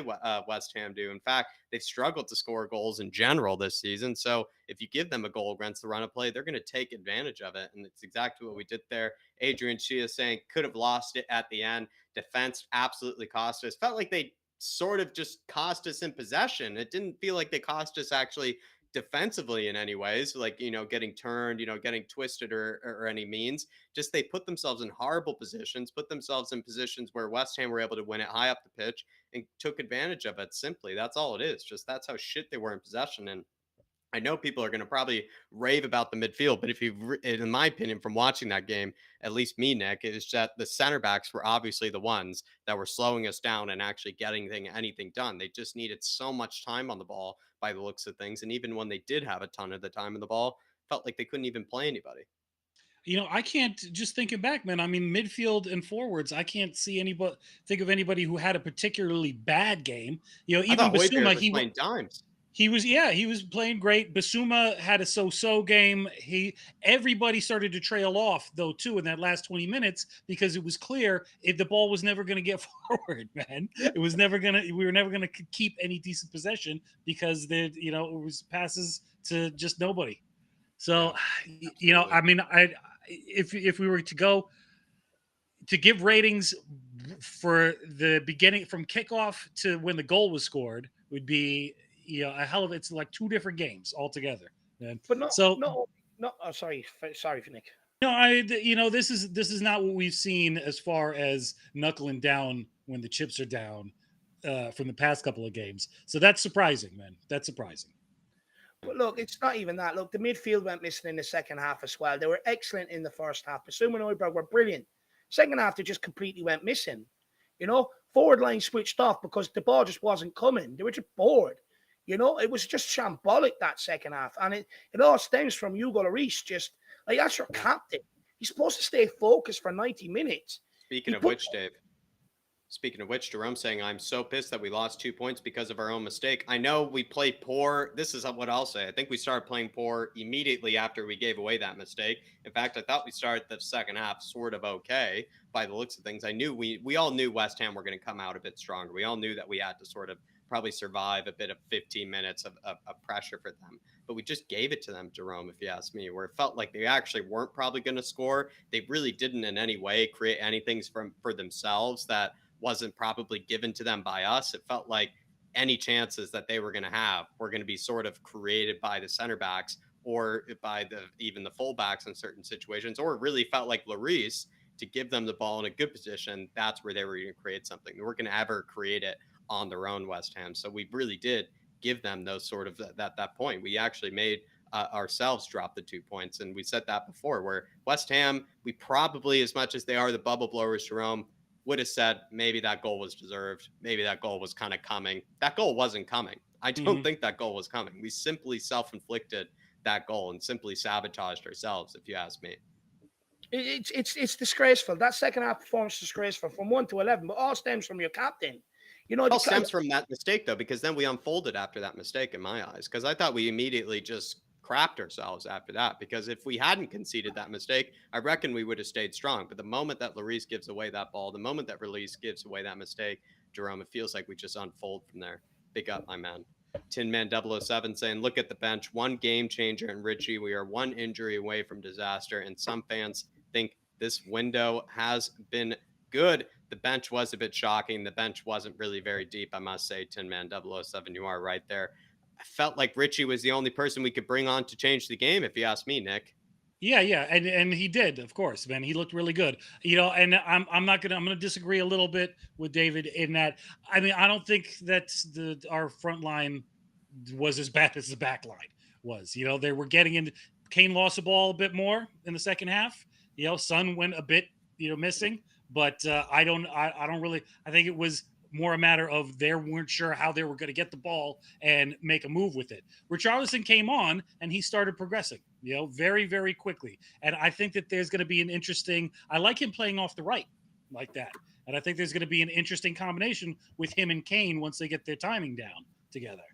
But, I mean, that's a little bit of a spark there. But, I put it down to just the heads dropping and just a lack of cohesion once something goes bad. No, definitely. If you ask me, Tin Man 007, it looked like the subs weren't really, very deep in my opinion. But probably having to do with those injuries from Lucas Moura, Brian Hill, but we'd like to see replacements for those if they are actually going to go, if they are actually going to head out. Hopefully Spurs do find replacements for those. But a lot of people saying Højbjerg giving the ball away, PEH wasn't very good. I think this is another case, Dave, where I might have to actually disagree. And I'm, willing as always, to be disagreed with, in the comments here. But I feel like actually the midfield was okay today. And in fact, Bissouma was probably the worst of the two. Felt like Pierre at plenty of stages was the only way that we were even breaking the lines, even the only way that we were able to create anything. There were plenty of balls over the top, plenty of switches of play that I saw him make that I thought were exceptional. And it feels like yet again, Højbjerg is being sort of blamed for this performance, but I personally am not accepting. I thought Højbjerg was one of the better players on the pitch, even despite, his sort of injury at some stage. This isn't on one person. Look, at the end of the day, Højbjerg had a brilliant first half, so did Bissouma, but the second half... Brilliant. If anybody watched the first half, you couldn't say Højbjerg had a poor game. But the second half, they went missing.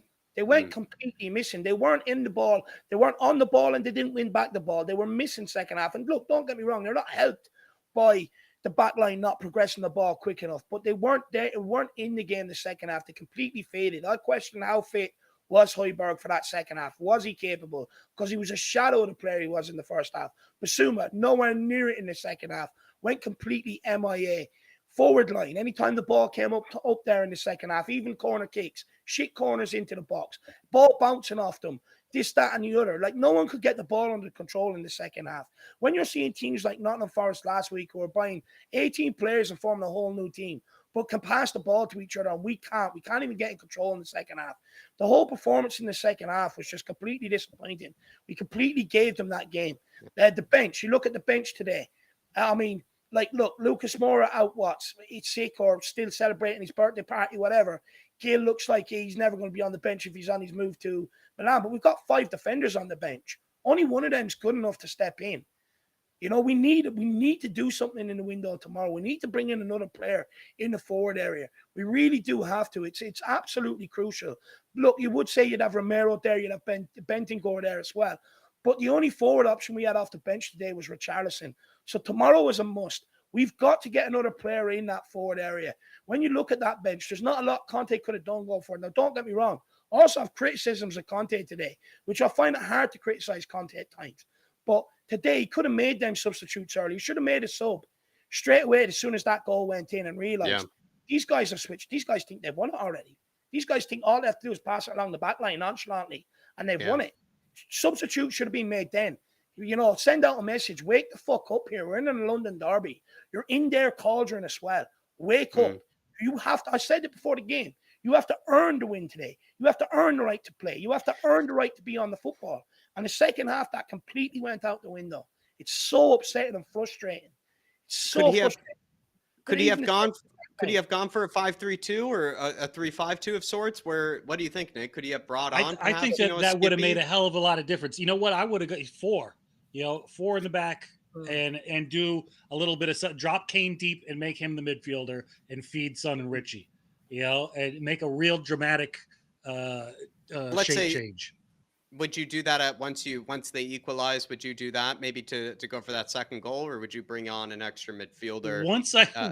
Once I saw the bobbling and the dancing around with Sanchez back by our own goal line, that's when I would have done it. I would have said something's got to change real quick. And you know what? It's make that change faster, get Richie on faster, and get Sanchez out of there. Make a shape change. Because that's Moyes at the half. He basically did the best he could to deal with what he saw in front of us with the poor back three that can't get it out of their own possession, and it worked for him. So something more drastic should have happened in my opinion. Look, boys, I gotta break out and deal with the kids, and then I'm probably just gonna stick my head out the window and yell at random people going down the block too for a little while. No worries. Appreciate you, Nick, everybody. He could have switched the 3 in midfield, but he also could have brought on Langley. You can't be looking at that and saying what they're doing trying to play out from that back line is good enough.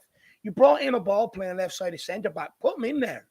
Put him out there. Okay, maybe not start with him and bring him in for such an intense game. But when you see the ball bobbling around, ballooning it off each other and stuff like that, can't get it under control. That's where you bring in Langley and alleviate that. You start to get a bit of control of the game. Then you have the option, okay, If you're still not working in midfield, then bring an extra body in midfield. Go with that 3 in midfield and your 2 up top. But, why do we keep persisting with guys who can't pass a football? Can't believe what I'm watching. No. Danny Larson saying, I got so much to say. Don't know where to start, but Sanchez and Dyer is enough. Also, Richie has to start from now on for a while. Big up, Daniel Larson. I feel like Richie does have to come on. At least he did look like, the much better option for us. One immediately, and he probably wasn't given enough time actually to make a real impact, of any sorts, Richie. And I feel like Sonny had a good first half. It looked like a good decision in the beginning putting in Sonny because I thought he had a good first half, but sort of faded away in the second. Does that have to do with the team's mentality? Does it have to do with giving away the goal? Is that just because Sonny wasn't able to replicate what he was doing in the first half versus the second half? I don't have an immediate answer, Daniel, but I agree. I think Richie does have to start on for a while. I think it'd be a shame if he didn't get at least a few starts in a row or at least a couple. And then Sanchez and Dyer, I'll be honest, I'm not, at least for me personally, I'm not really taking much slack towards the midfield. I really don't think the midfield had a poor game at all. In fact, if you really rewatch that first half, I thought they were running the show. It just clearly showed that the back line just is so garbage in possession, is incapable of getting that into them. It's incapable of being able to actually play passes quickly, 1-touch, 2-touch football. It really does show that the back line is really the real issue because there are open passes available to them, people. There are open passes available to them, and they're too scared to play them, which shows they're not good enough on the ball, at least in my opinion. But Jerome, saying Hugo Lloris is a World Cup winner and our captain. What on earth was he doing? We had this game at 1-0.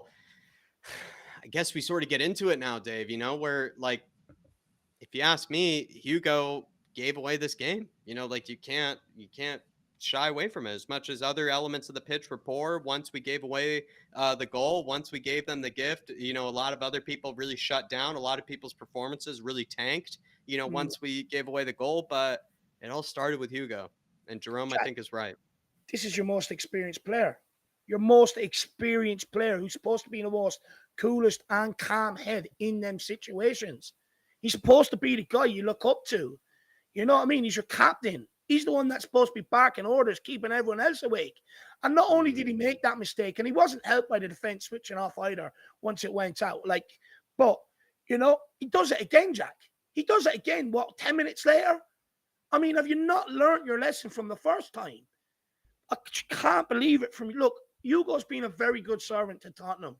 But tonight, the demise started with him. It didn't help that everyone else dropped their heads and stopped playing. But the demise started with this. The guy that's supposed to be the most coolest and calmest out of the lot. Imagine that.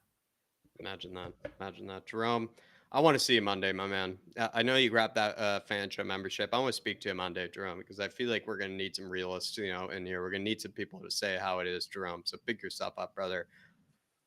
It feels like a loss, Jerome. Feels like a loss. Genuinely feels like a loss. Had West Ham actually played well, I don't know. Knowing us, Dave, we probably wouldn't serve them the real respect. But let's say if we really were being unbiased here, had West Ham actually played well, I think we would have said, okay, we didn't play well enough to really get 3 points. We played well enough to get 3 points. I don't think we at any stage really showed at any moment that we were going to give up a goal until Hugo did that. Until Hugo did that, we gave up the goal. And I know, again, this is really harping on Hugo here, but I think that's just how it is. This is just, if we are going to be competing for the top of the table here, this is what happens. If you give up points in that situation, people will drop form. And perhaps you have to look at the other players. The moment Hugo does that, the rest of them crumble, shows perhaps maybe the mentality is not as strong as we want it to be. At the same time, it starts with one person. It starts with one person cracking, and Hugo was the first one to crack. But this is the thing, Jack. You're spot on. Like when you're in Conte's mind, look, I know people are going to tell you different. The board might tell you different, whatever else. But in Conte's mind, he believes he can catch Man City and Liverpool this year, right? That's what he's going for in his mind. And I don't think he saw this coming. He did not see this coming. You can't make them mistakes. Like when you're in positions like that, you've got to see out the game. That's what the best teams do. That's what champions do.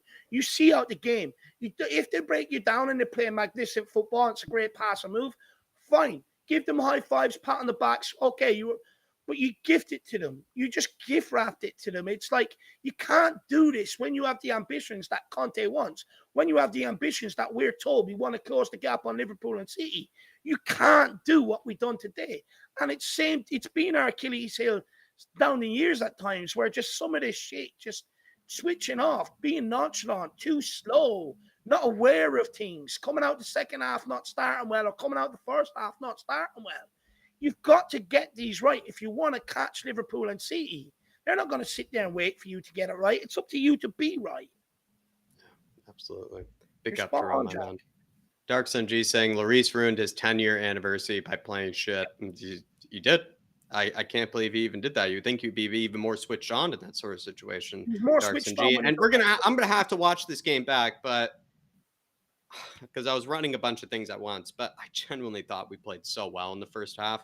I really thought that we were taking the game to West Ham. We probably could have had a bit better touches, maybe a bit better, moments, but we were breaking them apart. We were showing that we could create against that sort of team. And then just to undo all of that good work in the first half feels really frustrating, because it felt like we game managed even really well in the first half, not, opening ourselves too much, still being a bit more dynamic than we usually are, still being a bit more progressive than we usually were. And then we just undid it all, Dark Sunji. We just undid it all with that mistake. But again, I feel like I'm harping on Lloris, but it's how I feel right now. It's just how I feel. It feels like the first mistake starts with somebody. The rest of the mistakes unfold from there. Like I said, has to do maybe with a bit of mentality, because when you see your captain make a mistake like that, the rest of the players can't, be accountable themselves. They start, relaxing. They start slipping up too. But it all starts with somebody. It all starts with somebody, if you ask me, Dark Sunji. The thing is, Jack, we're playing high stakes football at the very top level here. Of course, he deserves it, Hugo Lloris. He deserves the scrutiny. Look, what he's done over 10 years, brilliant. But it's today what matters. He was more alert doing his Facebook post earlier on, or his Twitter post for Spurs Twitter, and putting it out there. He looked more alert there than what he did in that game on the ball. Disastrous.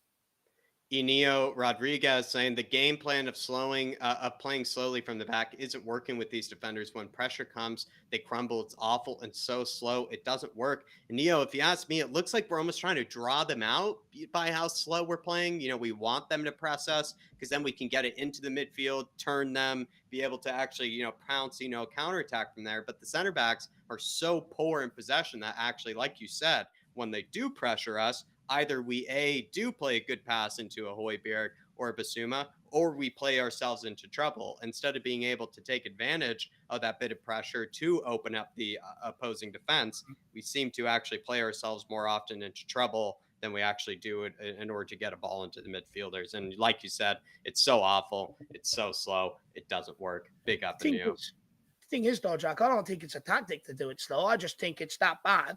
And it's that, the thing is, when the ball goes from Dyer to Sanchez, your hope, and what Romero does is he opens up his body and plays forward. Sanchez just gives that extra pass back inside to Dyer. You take responsibility. And then Dyer goes, no, Davies, you take it. Davies goes, no, Dyer, you take it. And then Dyer goes, Sanchez, you take it. And then they're pressed. And then Sanchez goes, oh, I've nothing else to do but to go along. It's like, but if you took the initiative in the first place, because when Romero's there, Jack, we're a lot quicker out of the back. But when these guys are there, or when Sanchez steps in from him, we all know Ben Davies is a good defender, but not good enough on the ball. That's why it's so slow. It's because of their abilities. Sometimes they have to take 3 touches to get it under control. And then even when you fuck me, he's passed it forward. It's like a rocket. You're putting it like a rocket to Kulu, who has a guy up his hole. You know what I mean? It's like, just put it into him. In a nice place. They have no control over how they kick the ball either. It's just so many hospitals, Dave. John Stokes saying fans wake up on Lloris, Davies, Dyer, and Sanchez. Here's the thing, John. I have been critical of Lloris for his ball distribution in the past and his ball ability in the past, something I've always said a bit sketchy about. I don't think I need to I've said it in the past, even when he's been in good form, I've said it's always been a concern for me. I think I do have to hold my hands up when it comes to Dyer as well as Davies. I've tried to defend them in the past. I've tried to say, that they have improved significantly under Conte, that I do think actually they are a bit better in possession, each coming game. it felt like they sort of undid that in all this game. Davies was, again, like, I really can't even recall Davies playing in possession. I think he wasn't even that bad defensively for the most part, wasn't even that bad. But this has been the whole story for me, it feels like, John, where they've been not actually that atrocious when it comes to one-on-one defending, when it comes to stepping out, when it comes to winning their challenges. They haven't been really that poor. It's just they put themselves in these horrible positions just from how they play within each other in possession. When they're playing passes to each other, they put themselves in these awful positions. And then they also put our own midfielders, our own wingbacks, and the whole team in bad positions because they're the ones that seem to be targeted. Every team allows them to have all the ball in the world. If they were actually good in possession, that would be a huge mistake for teams to give them all that time and all that, moments on the ball. If we actually had good center backs in possession, if we actually had people that could play a pass, this does sound crazy, but it does make you think. People were really skeptical about Pau Torres. Is he good enough in the air? Is he, this and that? We all know he was really good in possession. We all know that he's actually class when it comes to ball playing skills. Shows that maybe perhaps someone like a Pau Torres is maybe what we really needed. And I know we've always been saying this on the channel. We need a ball playing center back into this team, but it does show, I think, tonight. And I think Davies was a good example of it, because I've shown Davies a lot of faith, John, but I've been disappointed by him and Dyer as significantly, my man. And then Stefan Blois. Yeah, sorry, Dave. Just quickly, the warning signs were there. Well, I said it pre-season. We should be worried that they controlled 45 minutes worth of possession and still went one down. They had nothing to worry about in that Roma game. 45 minutes, Dyer, Sanchez, Davies, left or right, still went 1-0 down. I said to people, you should be worried, because that's going to happen again. It's going to happen again. It's going to be happening again. Now, people wanted to absolutely praise these guys for clean sheet against Wolves and Nottingham Forest. But by the way, newsflash, like I've been saying, don't score goals. Do not score goals. The fact is, today we dominated that possession for 45 minutes, went 1-0 up, came out second half, find yourself 1-1, and then lose grip of the game. And it's just the same thing I seen from the Roma game in the first half. When you dominate a game and you still concede goals, you've got to be worried. You've got to stop backing these guys and going, oh, Davis Sanchez has kept 7.5 hours worth of clean sheets against teams that don't score in the relegation zone. Oh, Ben Davies has improved. The most improved player. Of course, he's got the most scoop to prove because he was so awful. Still doesn't make him good enough for Tottenham because he's improved. Again, tonight, okay defensively at times, bar Sanchez, who got caught out 3 times doing the same thing. But we still concede. It's just crap. Yeah, definitely. Stefan Blois here with the super chat saying, just a sec, sorry. Højbjerg talking to the ref during the goal, absolute joke.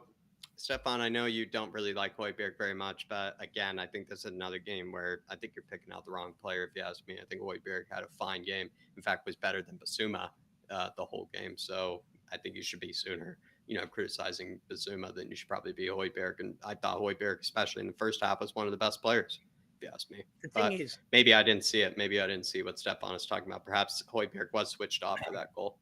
It's not like this is the thing. It wasn't just him. Davies was switched off. Dyer switched off. Sanchez switched off. Hugo switched off, and so did Basuma. I get it, but let's also talk about the other 5 players that were back there that could deal with it and also switched off. Dark Sun G saying, big up Stefan Blois. Good to see you in here. Dark Sun G saying, I would use Forster next game for this draw. Interesting.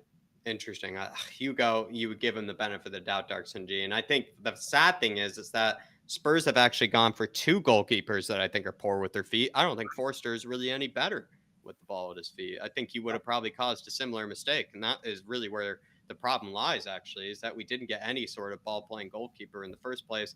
I didn't think that would be a huge issue because you would want better center backs on the ball. The only reason you're playing it back to the keeper in the way that we are is just because our center backs can only play it sideways or backwards in possession. And so it ends up getting to Lloris, and then Lloris ends up looking like the bad person. But you could say in a lot of situations that it really is just the center backs being that poor in possession, Dark Sun G. But I don't know. Forster, I think he'll be just as poor. Bottom Dude is saying there were times when Perisic was just standing there and our midfield didn't pass it to him.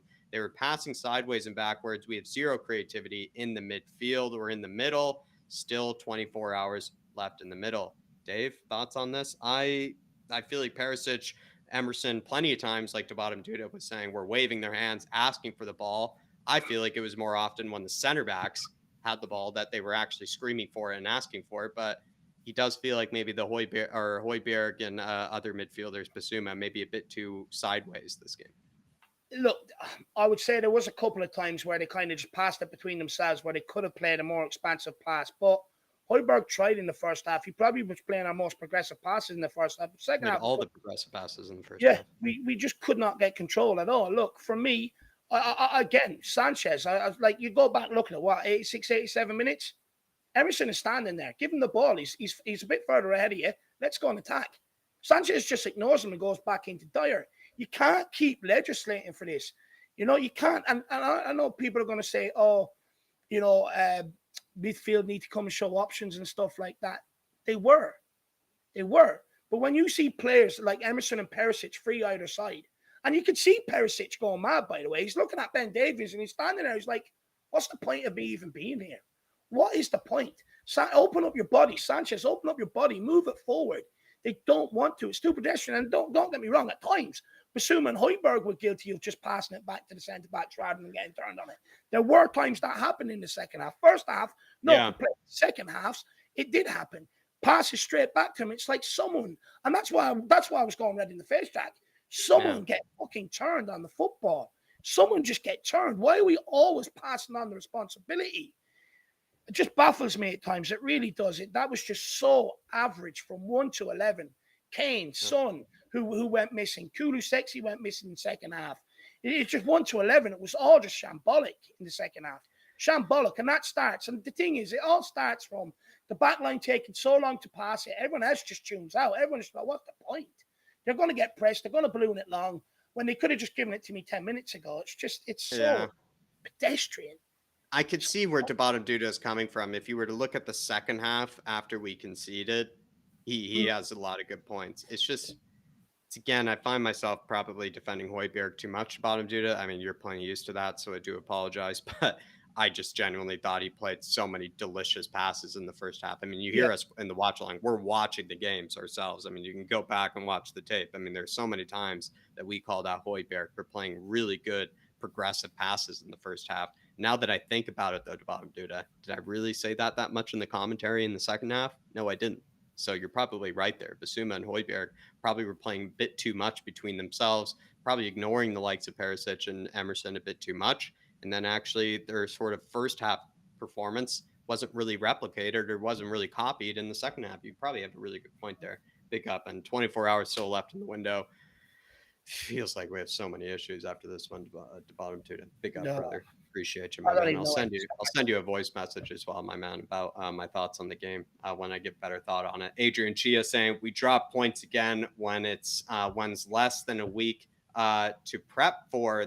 Adrian coming in here saying, perhaps Spurs are not so good when we have, less than 4 days to prepare for a game. This can't be an excuse for us in the future. It really can't be, Adrian, because that's in order to play in the Champions League, in order to play in these big competitions, we just can't use that as an excuse. It's just what every other team deals with, so we can't use that as an excuse. But I know what you mean. It's continuing that trend, though, Adrian. It's continuing that trend. Isn't it that stat where, like, you take like when Conte has 2 games a week or more or less than 5 days to prepare the team, the points are cut in half or something like that. I think that was the stat, and I think that's the one he's on about from last year. Big up, Adrian. Dark Sun G saying, if the ref wasn't a West Ham fan and only gave yellow cards to our players, I'm pretty sure we would have been more manly, but we did. But when we do a great tackle, it's a yellow card. But if West Ham does it, it's not a card at all. Must beat Fulham. It did feel like that was a penalty. Let's be honest, Dark Sun G. That was a penalty. I don't care if it went off his face. His arm's still in an unnatural position. That's the whole point, is that even if it deflects, if your arm's in an unnatural position, it is a penalty. His arm's in an unnatural position. I don't care that it comes off his face. Still in an unnatural position. That's a penalty. You go on later.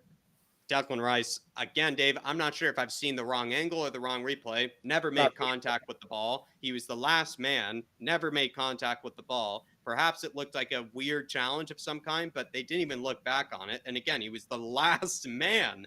Højbjerg was clean through, and he was the last man. He didn't give him a single card. And like you said, Dark G, multiple times where it felt like we made a tackle, referee stopped it, and it was a clean tackle in certain cases. Remember Davies, Basuma, two good examples. The cleanest tackles you could see, gives a yellow or gives, a card or, blows the whistle. The moment it happens for West Ham, no whistle, no card whatsoever. I agree. The referee was shocking today, but still gave away that goal. Darkson G, no matter how much the ref was against us. But I must admit, and I know we're going to sound ridiculous here, he did not give us one favor that whole game, the referee. Not one. Not single one.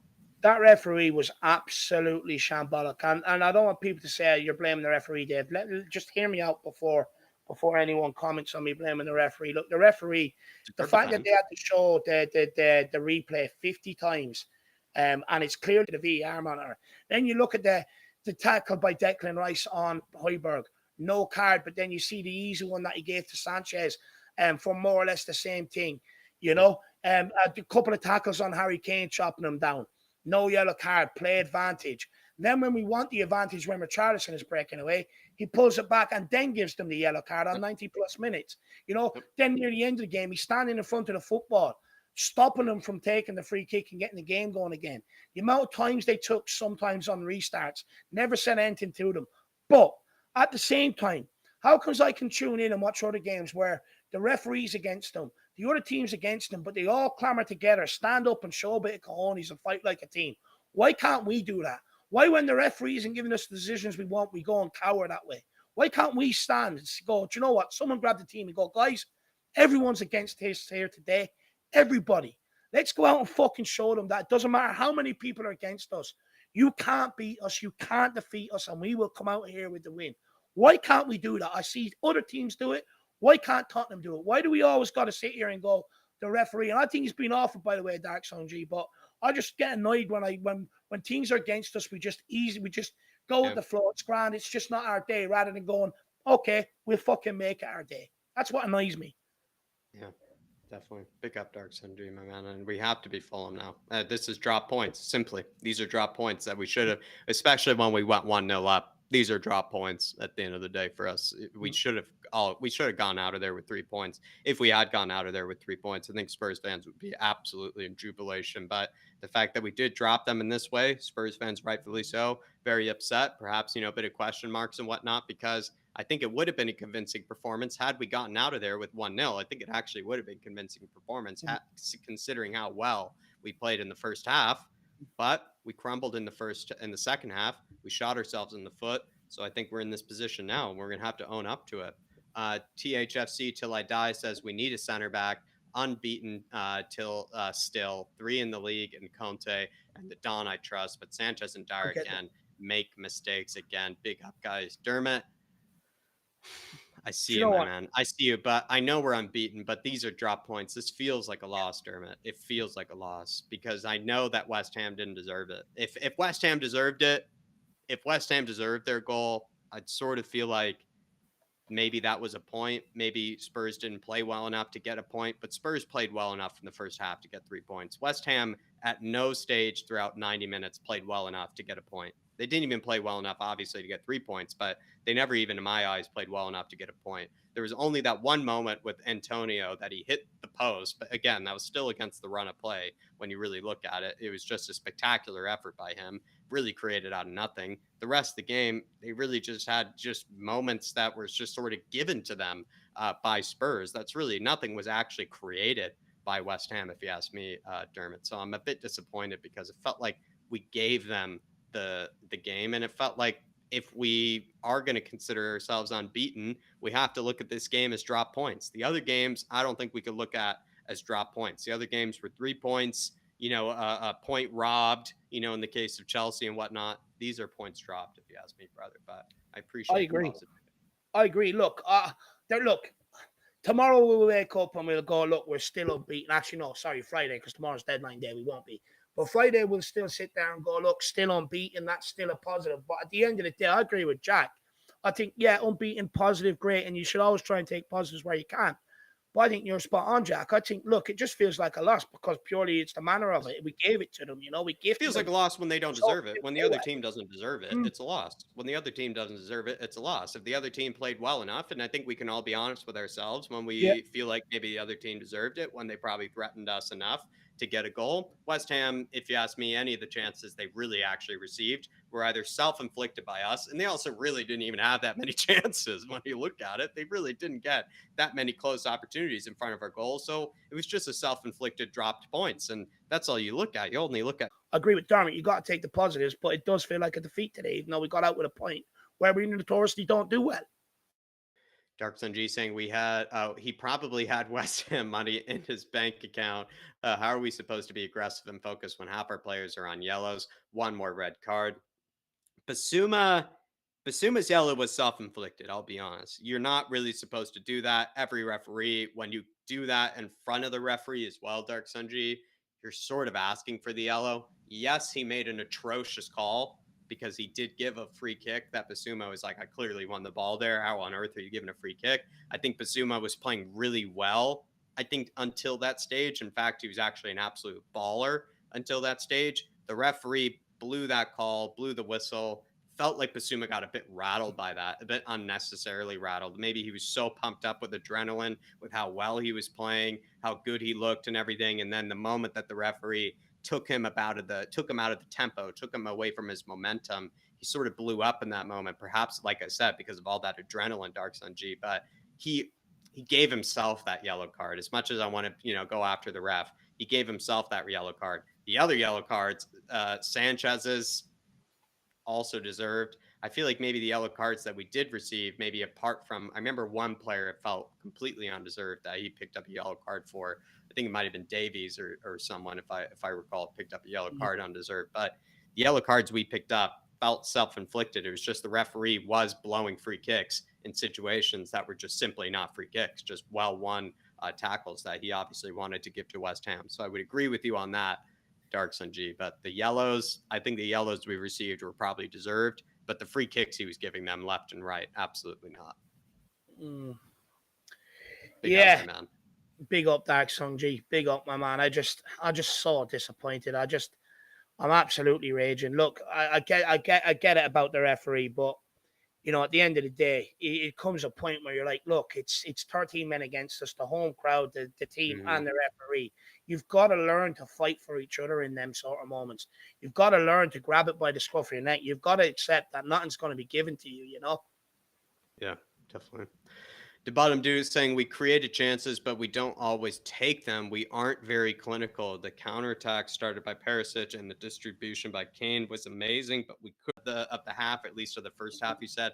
I think he was the man of the match. Now, when I really look at the whole game, you do kind of see how Perisic was one of the more consistent players out there because I think Dave and I were really impressed with the midfield. We thought they were absolutely putting in a real shift in the first half, and then they absolutely kind of tanked it in the second, and it felt like was one of the more consistent players out there. I thought Kane was also one of the more consistent players out there. Sort of also faded into the second half. It felt like Kane, with the rest of the team, but like I said, with the rest of the team, faded, with them, and it felt like, if anything, Debottom Duda, you maybe didn't intend this, but Perisic shout out for man of the match in the first half. If I really look at the whole scheme of the match, if I look at the whole thing, I think Perisic was probably one of the most consistent players because I don't think he, at least in my opinion, was the best player in the first half, but he didn't disappear like the other players to bottom Duda, if you know what I mean. It felt like other players sort of disappeared despite having good first halves,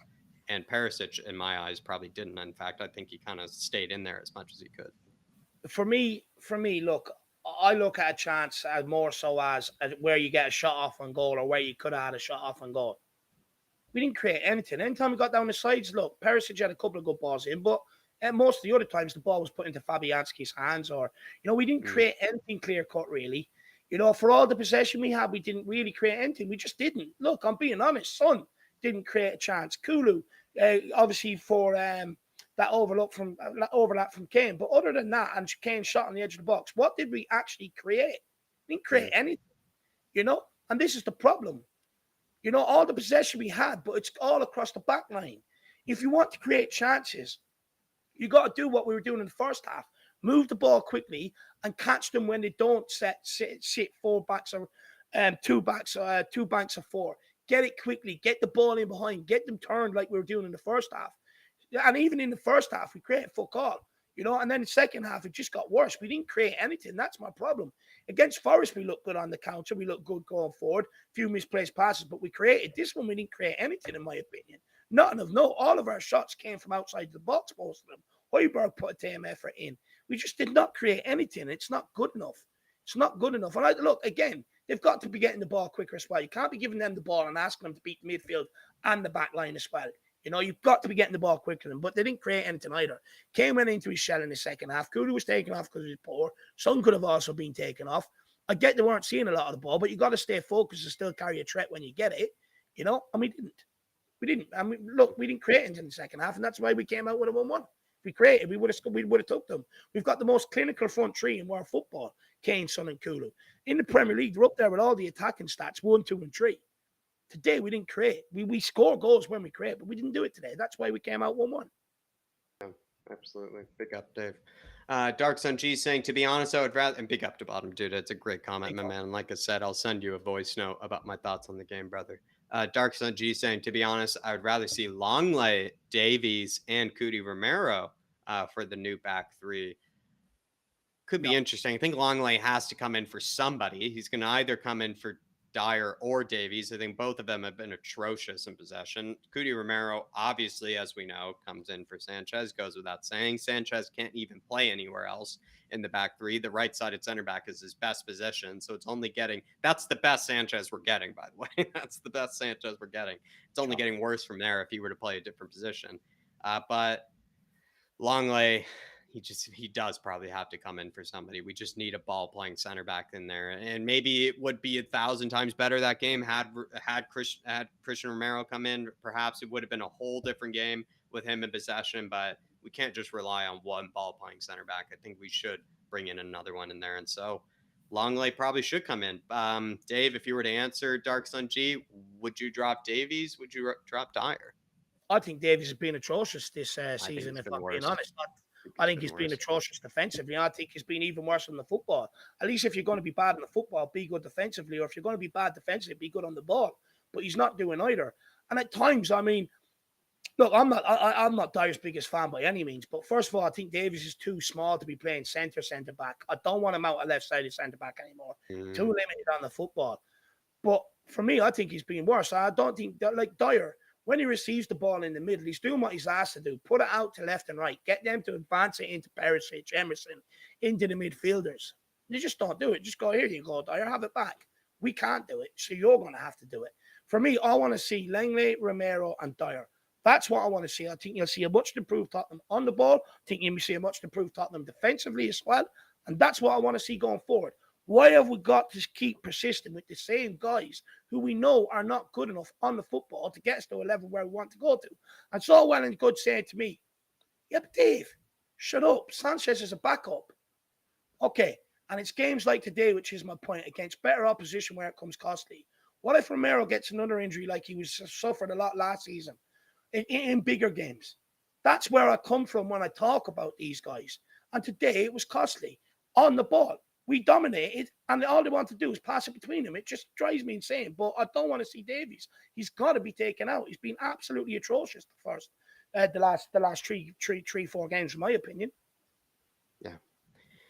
Big up Dark Sun G. Dermot saying, I get what you guys are saying. Come on, you Spurs. Dermot, believe me, I love the positivity, brother. It feels like points drop, my man. It is points drop. I'm still sticking with that. It is points drop. So I apologize, if you're trying to put a spin on it, a good positive spin on it, but it's points drop right now for me, my man. It's just, they didn't deserve it. They didn't deserve that point. They should have gone out there with absolutely nothing.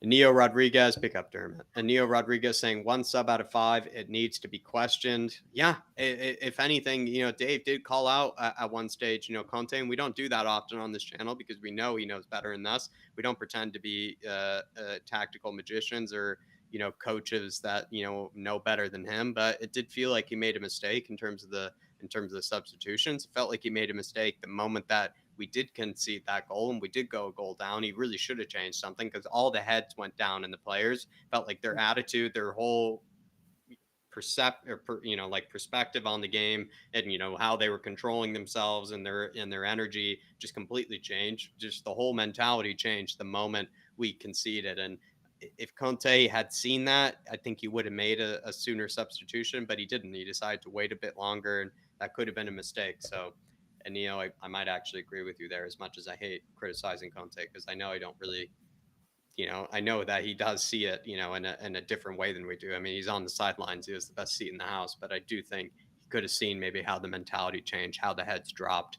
Stefan Bloy saying we're still unbeaten. It's a long season perspective. Stefan, I do appreciate that, my man. I do appreciate that, but I'm glad we didn't at least lose. I guess if we had given up 2 goals and we had gotten out of there with nothing, that would have been even worse. But still feels like a loss to me, Stefan. Like, that really should have been 3 points. And had it been 3 points, I think Spurs fans would be in an entirely different position mentally wise. I think Spurs fans would be over the moon. And pretty much all of us were saying, let's get out of there with the scrappiest result possible. Doesn't matter. Like, this is a huge match to get out with 3 points in. It's not ever been a fixture, at least recently, that we've been able to get 3 points easily. This is kind of a bit similar to Chelsea. It's always been a bit tough, you could say. It's always been a bit unlucky. Not things have always gone our way. We got that goal and we just shot ourselves in the foot, Stefan. So I don't know. It's disappointing. It's points dropped in my eyes, my man. That's my conclusion. Yeah, I fully agree. Fully agree. Well, look, could have been positive. Points dropped.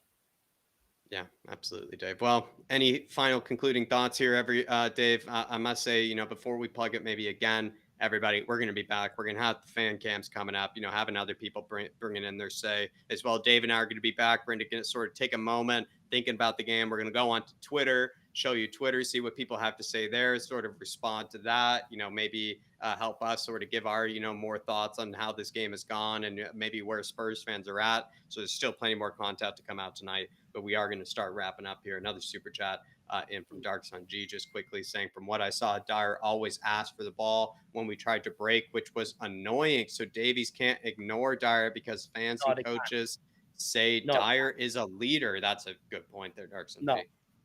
No, I'm sorry. If you're on the ball, you have 4 or 5 people calling for it. Like, you notice, like, when you just think about when you're playing AstroTurf or when you're playing with your local side, when you're on the ball, you have 2 or 3 people calling for it. It's your decision, nobody else's. Just because Dyer calls for it, you don't got to give it to him. What you can do is say, no, Dyer, shut up. Perisic is calling for it. I'll give it to him because of how good he is on the football. I'm not having that. I'm not having it. Anyone that plays the game knows when you're on the football, you have so many people calling for it. It's your decision. Now, it's him being weak if he finds he has to give it to Dyer the whole time. That's weak on his behalf. But just because Dyer asked for it doesn't mean he's got to give it to him. Loads of people are calling for it. Just give it to the right people instead of and it's just stat padding. It's just a simple pass back inside every time. And go back and watch the game. Davies got the ball in space. One stage he had the ball in space. He took a heavy touch and lost it.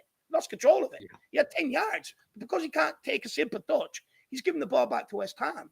He was taking a lot of extra touches. We even said that on the commentary. Too many extra touches, it felt like, from Ben Davies. In fact, putting himself in trouble, if you ask me, when he was taking extra touches. At times, when you give him the ball out to him out wide, when he's out wide, sip it down the line to Perisic. Romero can do it when he's on the other side. Why can't you do it? It's the easy option. It's passing responsibility. That's on Davies, not on Dyer. I'm sorry. I love Dark Sun G, but I can't have it. You have so many people calling for the ball when you're on it. It's your decision, not Dyer's. He just wants to try to find a center back combination, so I see what he's going for. Big up, Dark Sun G, my man. Appreciate you. Bottom Duda saying Conte wouldn't start Spence till he has a 2-goal cushion, and maybe he was sending a message to Paratici. We should have substituted, but there was no one on the bench for me to put on. Wouldn't be the first time that he's been in this situation. It's to bottom dude, Dark Sun G, a few of you tonight have put in some mic drops, I must say. And tonight, I mean, there was nothing apart from Richarlison available. Had there been Lucas or Hill, you would have said, yeah, he did have changes available to him, but all he had for a forward option was Richarlison, and I can't deny it. There really wasn't anything available to him. Emerson, I don't really feel like had actually that poor of a performance, really, when I look at it. I actually thought he was pretty solid defensively and really wasn't even actually that poor in possession. I didn't even recall him giving it away too many times, but I am always a bit kind to him, so I'm willing to accept criticism there, or at least critique. But I thought he was actually much better in this game than he was against Forest, which probably maybe showed that he did deserve probably to get dropped maybe for this one, Emerson, but I don't think he was actually that poor. But I see what you mean. It just feels like the only option he had other than Richarlison was sort of like Jed Spence or something, to put on as an attacking option, which is really just nothing whatsoever. And Jed Spence, the more you think about him, the more you would like to say that Conte could give him as a shot, because he is, again, much more progressive, much pacier, as well as probably a bit more forward thinking than the likes of Emerson. I'm not too sure on his defensive skills, Jed Spence, but at this stage, we are going to need something a bit better going forward. Then again, though, how different is it going to be? Because if Sanchez continues to be on the ball, no matter what positions Jed Spence puts himself in, Sanchez isn't going to play it to him. Emerson, like you said with Perisic, so many different times was screaming for the ball, waving his arms for the ball, and it took just ages to actually get it to him. And I think Jed Spence would be in the exact same situation. But going back to your original point about Duda, yet again, another situation where Conte is finding himself with really nothing actually very much to bring him to bring off the bench. And that maybe have to do with the injuries of Lucas and Hill, but I don't know. I don't know, my man. It's tough to say. It's tough to say. Dave, any last thoughts before we get to the last super chat here? Spence wouldn't have made a difference today. I'll be honest. Emerson wasn't. To bottom Duda's point, though, I mean, that's the only option he had, and it just shows he doesn't actually have a lot available. Maybe. No. Look, he doesn't. He doesn't have a lot of available, but he does have more options this year and a bit more flexibility than what he had last year. Jack, he could have went 3 in midfield. He could have went 4 at the back or whatever it may be. He could have changed one of the players in the back and brought in Langley to start spraying passes out from the back, and he chose not to. He chose to only use Richarlison, but there was an option.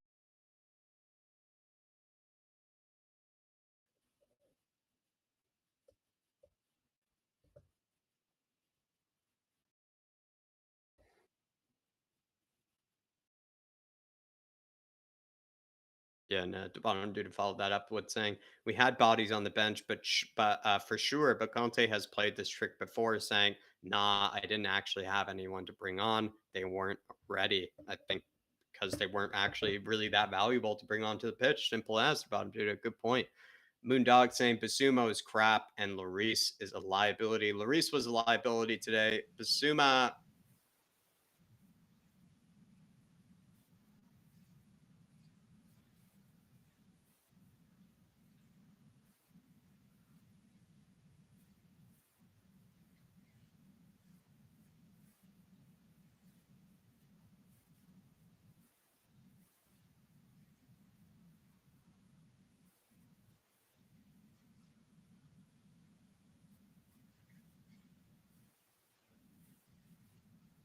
I think Basuma was frustrating.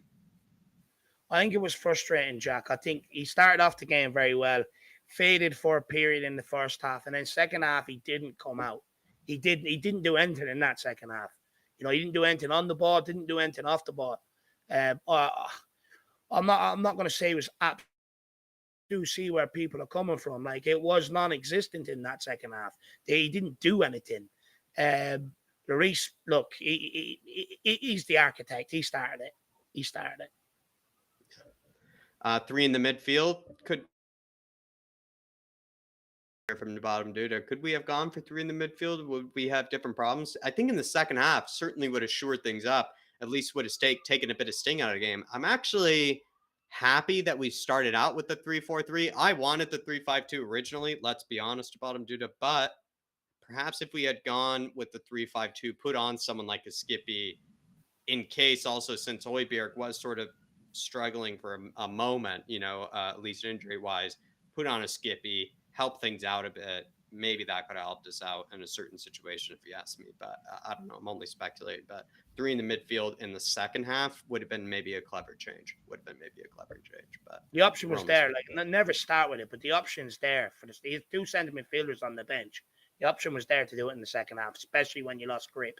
First half, we had control of that midfield. When we lost grip of it in the second half, the option was there for Conte. I'm not here criticizing Conte. I think he's a great manager, but he could have made that. He could have done that.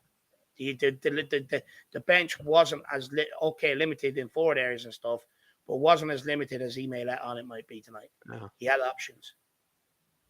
Dark Sun G saying, not as a start when we need a goal. I'd rather Spence right wing back, Royale is a right center back, and Cuti Romero is a central center back, while taking off Dyer and Sanchez because they are prone to switching off.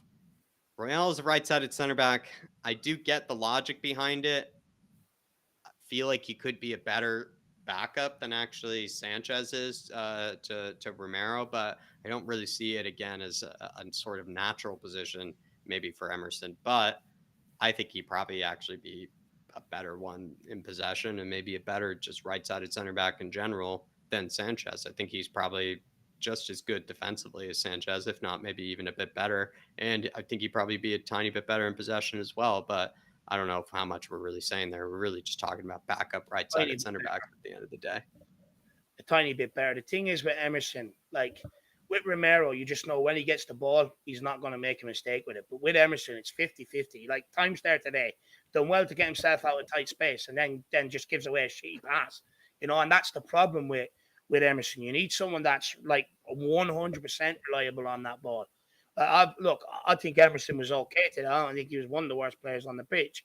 But at the end of the day, on that right side of centre back, you're just it's pick your poison really, unless Romero plays, because Emerson is just too unpredictable on the ball right now.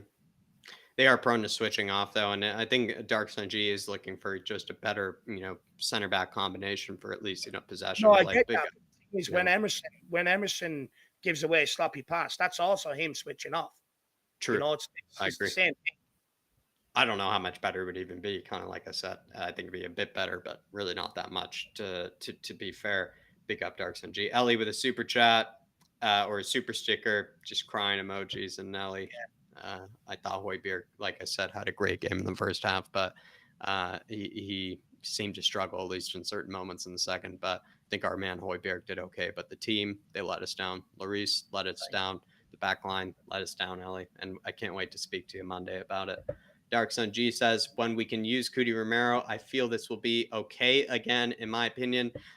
I set this as a tweet before the game started. It felt like the game became a much more even match the moment that Cuti Romero wasn't available in this team. It felt like it was going to be a more even game because immediately you knew that Spurs didn't have that sort of center back in possession that could help them out and being able to play it into the midfielders, be that combative person. Because like we said, the moment we got the ball into midfielders, West Ham would drop off because they actually felt like if they pressed the midfielders, they would actually open themselves up a bit. Perhaps something they even learned from the first half, that when they did press Højbjerg Basuma, it actually helped us because it then allowed us to actually break the lines.